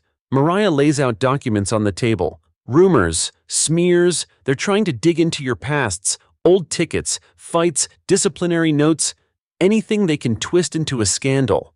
David crosses his arms. Good luck. My record is clean. Mariah shakes her head. Clean doesn't matter. They'll manufacture dirt if they have to. That's how desperate they are. Jalen exhales, rubbing his temples. So every part of our lives becomes ammo. Mariah meets his eyes. Exactly. Which means you keep control of the narrative. You stay ahead. They fire a lie, you fire proof. By noon, proof arrives in the form of a new ally. A reporter from a national investigative team knocks on their door. Her name is Alicia, sharp-eyed and relentless. She holds up her press badge. I've been digging into your case, and I've found patterns, cover-ups, buried complaints, doctored reports. This isn't just about you three. It's systemic, and I want to expose it. Caleb studies her warily. Why risk it? You know they'll come after you, too. Alicia smirks faintly. They already tried. My editor pulled me off the story once. I didn't stop, and I'm not stopping now. David nods with respect. Then welcome to the fight. That evening, Alicia interviews them on camera. No bright studio lights, just the raw glow of a desk lamp in their apartment. She asks direct questions, pulling out details of the shooting, the threats, the suspension. Jalen speaks quietly but firmly. Caleb lays out facts like bricks. David delivers thunder in measured words. When she finishes, Alicia lowers her camera. People will see this and know the truth, but be ready. The backlash will be brutal. Jalen exhales. It already is. What's a little more? Hours later, her piece airs. Grainy footage of Caleb stopping violence at the march. Screenshots of the threats, the emails. Testimonies from protesters. A narrative that shows the brothers not as agitators, but as survivors forced to lead. The reaction is explosive. Donations pour into legal funds. Hashtags surge again. Even lawmakers begin tweeting, calling for federal oversight. But the other side doesn't go silent. By midnight, another story breaks. A local tabloid splashes Jalen's face across its cover. Assault charges in his past? Jalen stares at it in disbelief. That's not true. I've never… Mariah cuts him off. Of course it's not true, but truth isn't their goal. Doubt is. Caleb grabs the paper, scanning. They're claiming you were in a fight years ago. No arrest, no charge, but they frame it as if you were. David growls, slamming the table. This is character assassination, plain and simple. Jalen's hands shake, anger mixing with fear. People will believe it, some already do. Mariah leans forward, eyes fierce. Then we bury it with real evidence. School records, work history, testimonies, they want to smear you, we make them choke on proof. The next day, Alicia's team drops another bombshell. Hidden body cam footage, leaked anonymously, showing the night of the shooting. The video captures the officers aiming at Jalen, shouting racial slurs, then firing. The footage cuts abruptly, clearly edited, but enough remains. The city explodes. Crowds pour into the streets, angrier and larger than before. Protesters carry signs that read, "We saw it." On the news, anchors confirm the footage is real. The department refuses to comment. Jalen watches, stunned. It's not just my word anymore, it's right there. Everyone can see it. Caleb grips his shoulder. This changes everything. David nods, voice like stone. And it forces their hand. They can't bury this now. But that night, retaliation comes swift. As the brothers return home from a rally, the black SUV appears again. This time it doesn't idle. It blocks their car at an intersection. Doors slam open. Men step out, faces shadowed, movements sharp. Not random thugs. Trained. David reacts instantly, pulling his brothers low. Move! Caleb shoves Jalen toward an alley, heart pounding. Tires screech as the SUV roars forward, trying to cut them off. For a split second, Jalen sees one man reach under his jacket. A weapon gleams, then sirens split the night. A line of police cruisers turns the corner, lights blazing. The SUV peels away, vanishing into the dark. The cruisers stop, but none approach the brothers. They just sit, engines idling, lights painting the street red and blue. Watching. Then, one by one, they turn off their sirens and roll away, leaving silence behind. Jalen's chest heaves. Were they here to protect us? Or warn us? Caleb shakes his head. Neither. They wanted us to know. We're never safe. David's voice is iron. Then we make them less safe.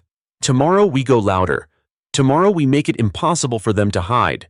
The night swallows their words, but the fire in their voices doesn't fade.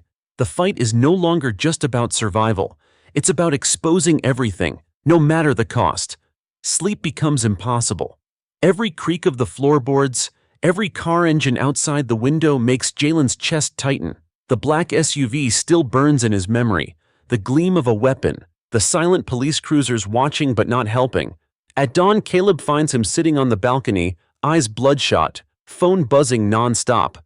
You haven't slept. Jalen shakes his head. How can I? They're not even hiding anymore. They want us to feel hunted.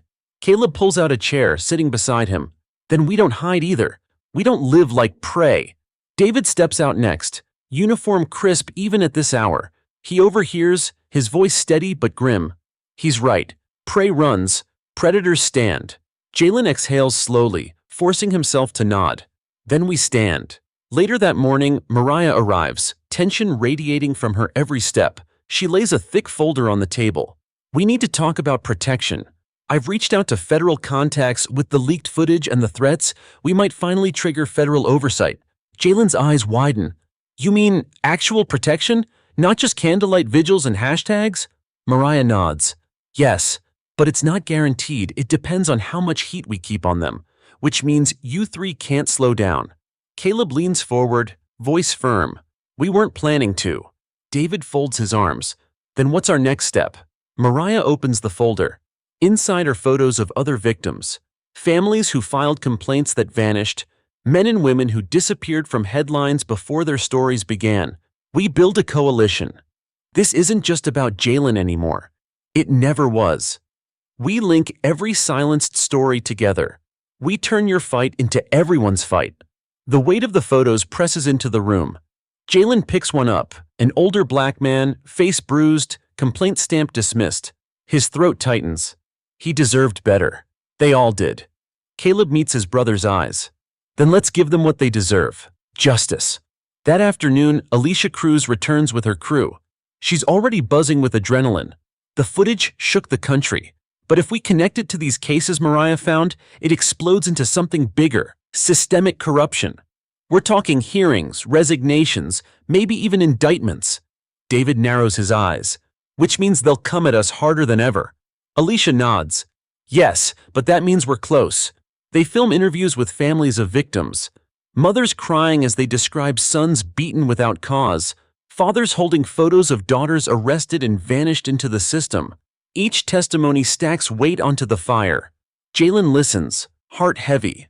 For once, the fear that clings to him feels smaller compared to theirs. If they survive this pain and still speak out, so can I. By evening, the apartment feels like a war room. Maps, files, video clips scattered across every surface.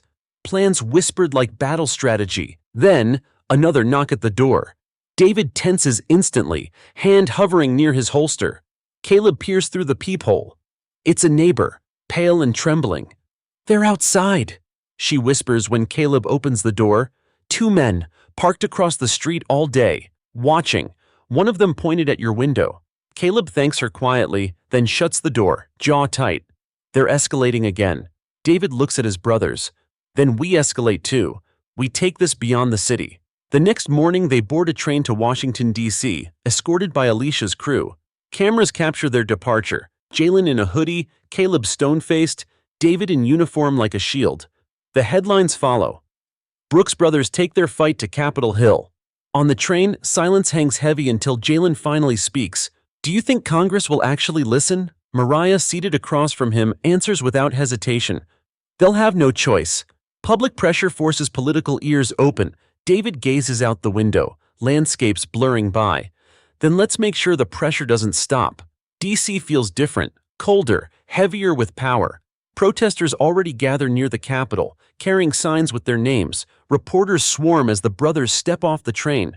Microphones thrust forward, questions flying. "Do you believe the department orchestrated the threats? Are you accusing officers of attempted murder? Do you fear for your safety?" Jalen pauses, then answers the last one. "Yes, every day. But fear won't stop us from telling the truth." The clip hits national headlines within the hour. That evening, they meet with a sympathetic congresswoman in her office.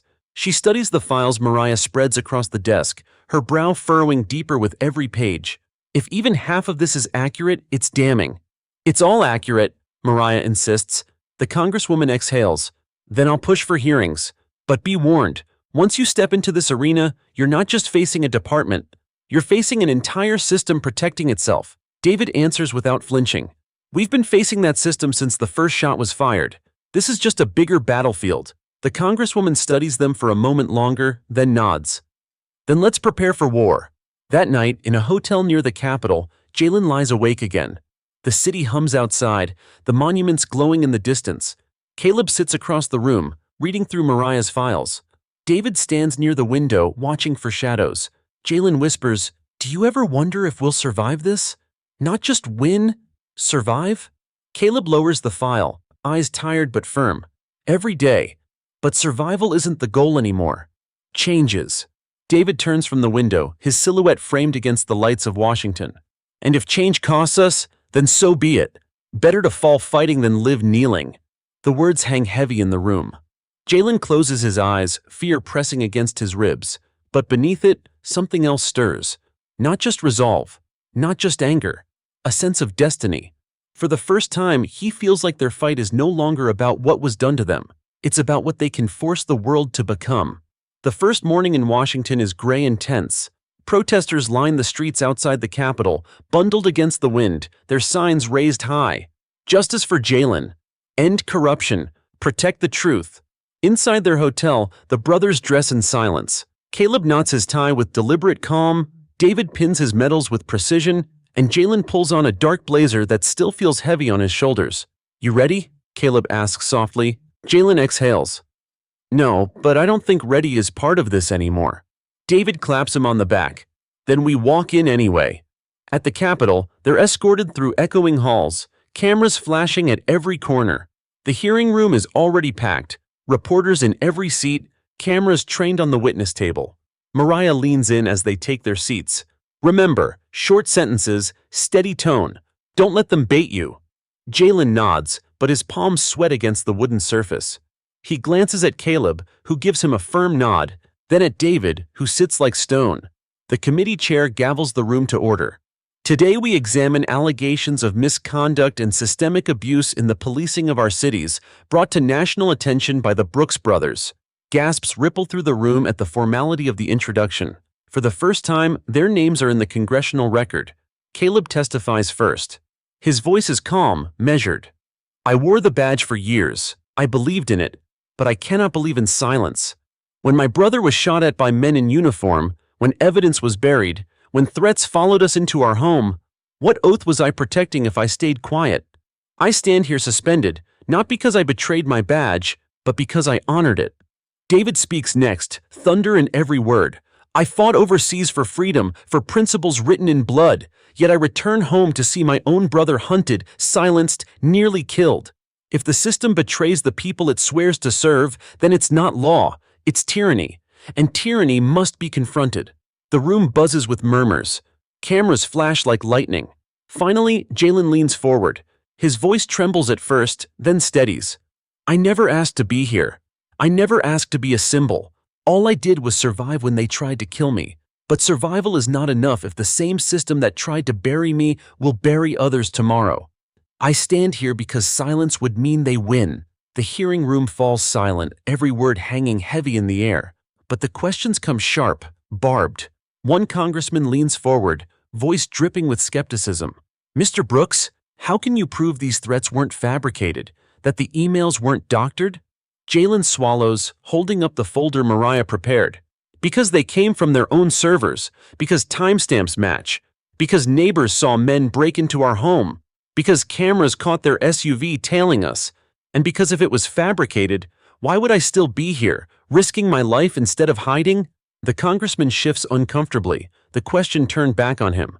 Another representative interrupts Caleb. Isn't it true you were suspended for misconduct? Caleb's eyes sharpen. I was suspended for speaking the truth. If that is misconduct, then maybe the system needs new rules. The crowd erupts in applause before the gavel slams for order. During recess, the brothers step outside. Reporters swarm instantly. Microphones press forward. Do you feel safe here in D.C.? One asks. David answers flatly, safety ended the night bullets flew past my brother. We're not here for safety. We're here for justice. Another asks Jalen, do you think your testimony will change anything? He pauses, then replies, if it doesn't, then nothing will. And that means we all lose. Not just me, all of us. The clip airs within minutes, drawing waves of support online, but shadows still lurk. That evening, as they return to the hotel, Caleb notices the same black SUV parked near the entrance. Its engine idles, lights off, figures just visible inside. David stiffens instantly. Again. Mariah curses under her breath.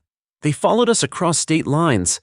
Alicia Cruz, trailing with her camera crew, snaps photos.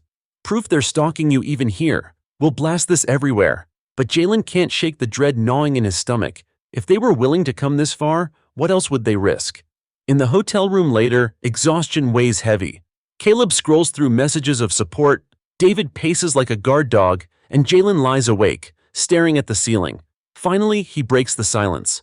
What if they don't stop? Even if Congress listens, even if the hearings go our way, what if they never stop hunting us? Caleb lowers his phone, voice steady. Then we never stop speaking. Every threat is proof we're right. Every shadow proves their fear. And fear means weakness. David stops pacing, turning toward them.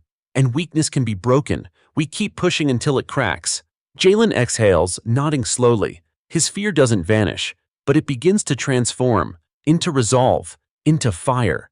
The next day, Alicia releases footage of the SUV outside the hotel. The clip goes viral. Brooks brothers stalked even in D.C. Outrage erupts across networks. Commentators demand federal protection. Lawmakers call for investigations. The system wanted shadows.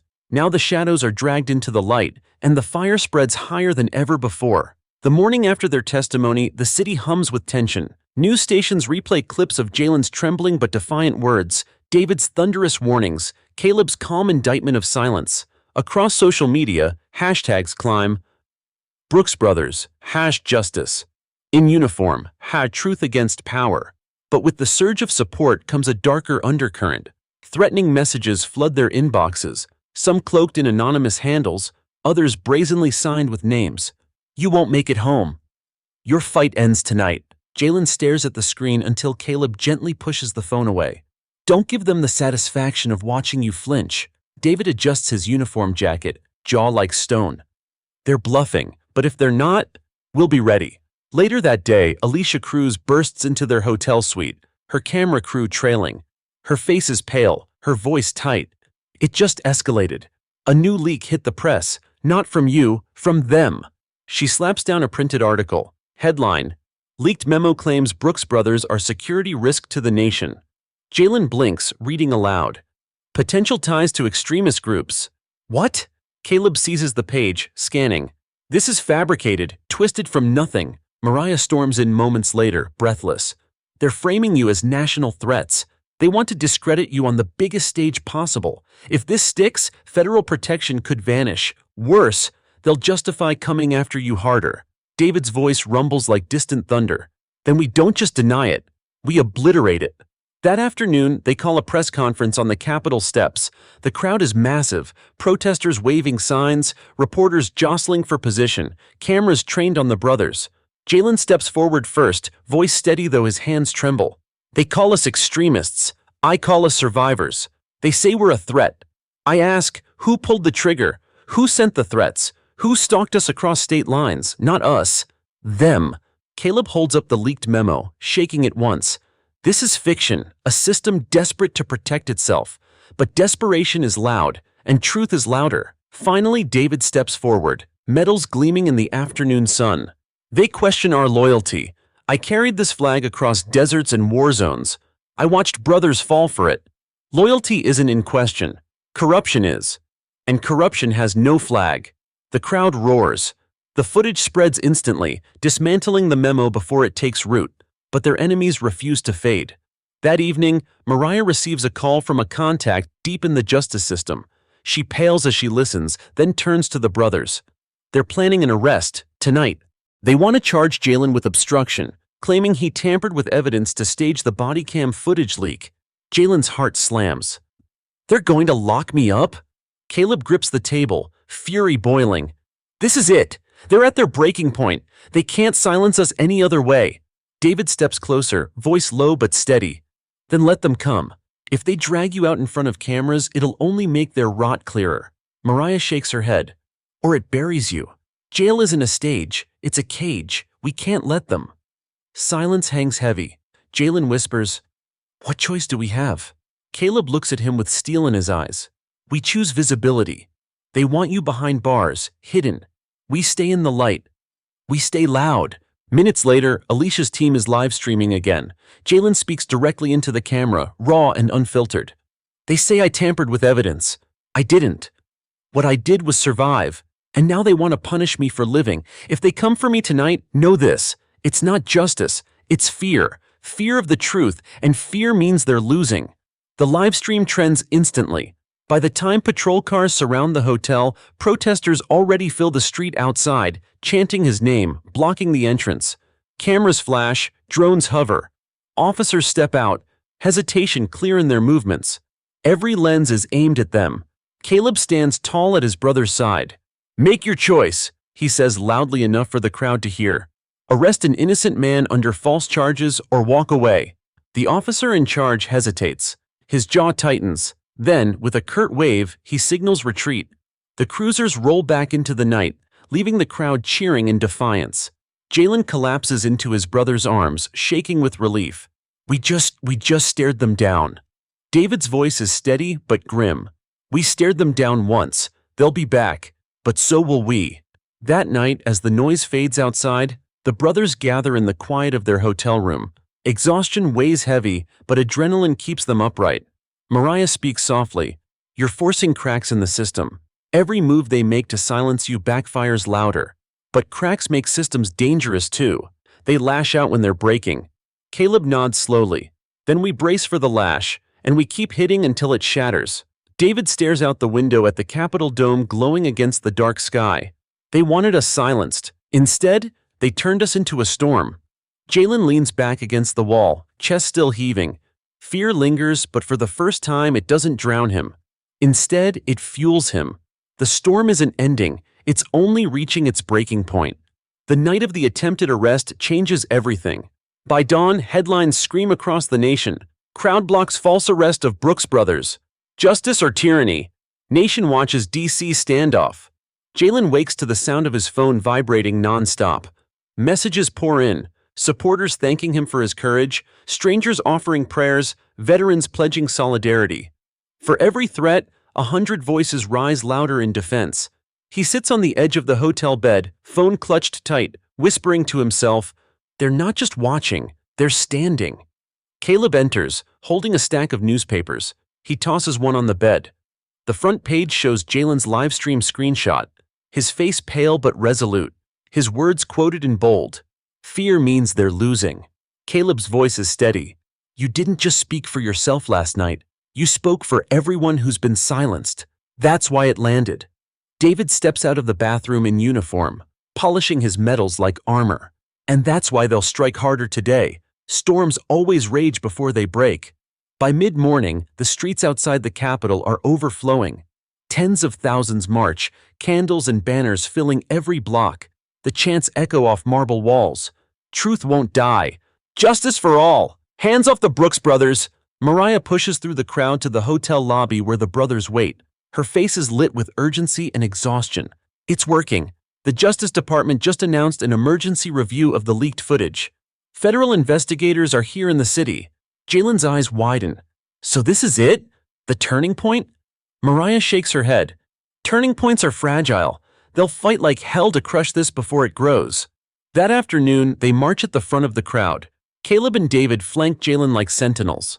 Alicia films every step, narrating live for millions watching online. The march is peaceful, but the air crackles with tension. Police barricades line every block, riot gear glinting in the sun. Helicopters thrum overhead. David whispers under his breath, "They're waiting for a spark." As if on cue, a smoke canister arcs through the air, landing near the front line. White plumes hiss upward. Panic ripples through the crowd. Jalen coughs, waving his arms. "Don't run! Don't give them what they want!" Caleb shouts over the chaos. "Hands up! Stay together!" The protesters obey. Thousands raise their hands, palms glowing against the smoke. Cameras capture the image instantly. Unarmed voices refusing to scatter. The line of riot police hesitates. Orders bark over radios, but the crowd doesn't break. Then, a single officer lowers his shield. Another follows. Within moments, half the line stands down, shame etched on their faces. The crowd erupts, not in violence, but in song. A low, powerful chorus of "We shall not be moved." Jalen's chest tightens, tears burning his eyes. For the first time, he feels the system cracking right in front of him. That night, back in the hotel, Alicia shows them the footage already going viral. This isn't just a protest anymore. This is history. People are calling it the Capitol stand. Mariah exhales, collapsing into a chair. History won't save you if they still manage to silence you. Don't forget, they still control the levers of power. Caleb leans forward, eyes sharp.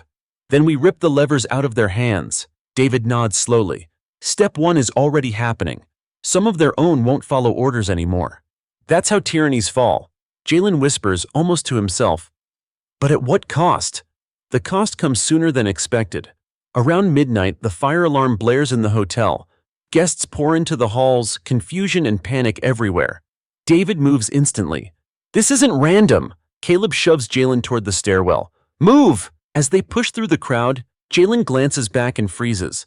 At the far end of the hallway, masked men in dark clothing slip through a service door. His pulse spikes. "They're here!"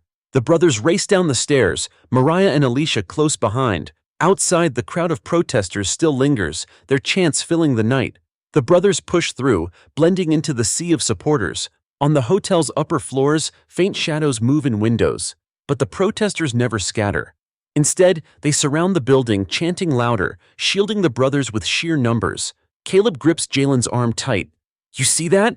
They can't touch us when the people won't move." David's eyes blaze. "Then the people are our shield, and tomorrow we turn that shield into a sword." Hours later, safe in a nearby church offered as sanctuary, the brothers sit in silence, the weight of exhaustion pressing on them.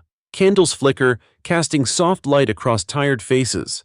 Mariah speaks first. We're past the point of no return. They tried to arrest you, tried to smear you, tried to scare you out of D.C., and you're still here. Every failure on their part builds your case stronger, but that also means they won't stop until they're broken. Caleb nods. Then we break them. David leans forward, voice like steel. Tomorrow we go back, not as survivors, not as targets, as leaders. Jalen closes his eyes, whispering a single word. Tomorrow. The storm hasn't ended. It's just beginning to break. Morning light spills through stained glass, painting the church sanctuary in hues of red and gold. Jalen wakes on a pew, body aching, heart pounding with the weight of the day ahead. Around him, the church is filled with allies. Protesters asleep on benches, Alicia's crew quietly charging cameras, Mariah bent over legal files like a soldier polishing her sword. David stands guard near the doors, uniform immaculate, eyes never resting. Caleb kneels by the altar, whispering a prayer. Not for safety, but for strength. Jalen sits up, breath shaky. Today feels heavier, final. It ends today, doesn't it? He asks quietly. Caleb rises, crossing the room to him. One way or another, yes. David joins them, voice steady as iron. We've been surviving long enough. Today we decide if justice survives too. By midday, the brothers walk back toward the Capitol, flanked by waves of protesters. Cameras follow every step. The Capitol stand has grown. Tens of thousands now pack the streets, their chants shaking the marble buildings. No more lies. Justice now. Brooks Brothers, we stand. Inside, federal investigators convene, armed with the leaked footage, the emails, the testimony. The hearing is broadcast live, every channel carrying the drama. Mariah meets them at the entrance, eyes blazing with determination. They have enough to open criminal charges against the officers. Today, the truth either takes root or gets buried for good. Jalen exhales slowly. Then let's make sure it takes root. In the hearing chamber, tension is suffocating. Rows of officials sit stone-faced while the brothers take their seats once more. Alicia's camera crew captures every flicker of emotion. The lead investigator begins, voice sharp and clear. We have reviewed the evidence, emails, footage, testimony. We find credible proof of systemic corruption, falsified records, and targeted intimidation. Effective immediately, federal indictments will be filed against multiple officers and their superiors. Gasps ripple through the chamber. Reporters scribble furiously, cameras flash like lightning. But before the moment settles, chaos erupts. A handful of uniformed officers in the back stand abruptly, shouting over the investigator. Lies! This is a sham! One slams a fist against the railing, another reaches for his holster. David is on his feet in an instant, voice like thunder. Stand down! The room freezes. All eyes lock on the decorated soldier, his medals gleaming. His voice cuts through the noise. You swore an oath, to protect, not to persecute. Break that oath here, in front of the nation, and you'll prove every word we've spoken. The officers hesitate, fists trembling. Slowly, under the weight of cameras and silence, they lower their hands. The chamber erupts again, but this time in cheers. Outside, the announcement spreads like wildfire. Protesters scream in triumph, embracing strangers, tears streaming down faces. Banners wave higher, chants thunder louder. For the first time, the movement feels like victory. Jalen steps onto the Capitol steps, looking out at the sea of faces. He grips the microphone, voice breaking but strong. They tried to bury us with lies. They tried to silence us with fear, but we are still here, and we are louder than ever. This is not just my survival. This is our justice. The crowd explodes, a roar that shakes the very stones. But the brothers know the fight isn't over. In a quiet moment afterward, the three of them stand together on the Capitol lawn, the noise of celebration still echoing around them. Jalen whispers, "Do you think this really changes things? Or is it just the beginning?" Caleb looks at him, eyes tired but burning with conviction. Both. Change doesn't come in one day, but today proves it can come at all. David rests a hand on both their shoulders, and if they ever try to take it back, we'll be here. We'll stand again, together. That night, the city glows not with flames of unrest, but with candles of hope. Vigils rise across the nation, each flame a promise that truth will not be silenced again. Alicia broadcasts her final piece of the day, voice steady over images of the protests. The Brooks brothers came to Washington hunted, threatened, nearly silenced. but they leave as leaders of a movement that forced the nation to look at itself. Tonight, the question is not whether justice was served, but whether justice will continue to be demanded. Back in their hotel, silence finally settles. Caleb sits with his head bowed, Mariah asleep in a chair, Alicia's crew packing equipment. Jalen stands by the window, staring out at the Capitol dome glowing against the night sky. For the first time since the shots were fired at him, he feels something new. Relief, fragile but real. David joins him, hands behind his back. "You did it." Jalen shakes his head. "We did it. All of us." Caleb walks over, placing a steady hand on both their shoulders. "And tomorrow we'll do it again if we have to. Because justice doesn't end with us. It begins with us." The three brothers stand together, silhouetted against the city lights, united not just by blood but by fire, and as the night deepens, one truth burns brighter than any shadow. Justice has found its dawn.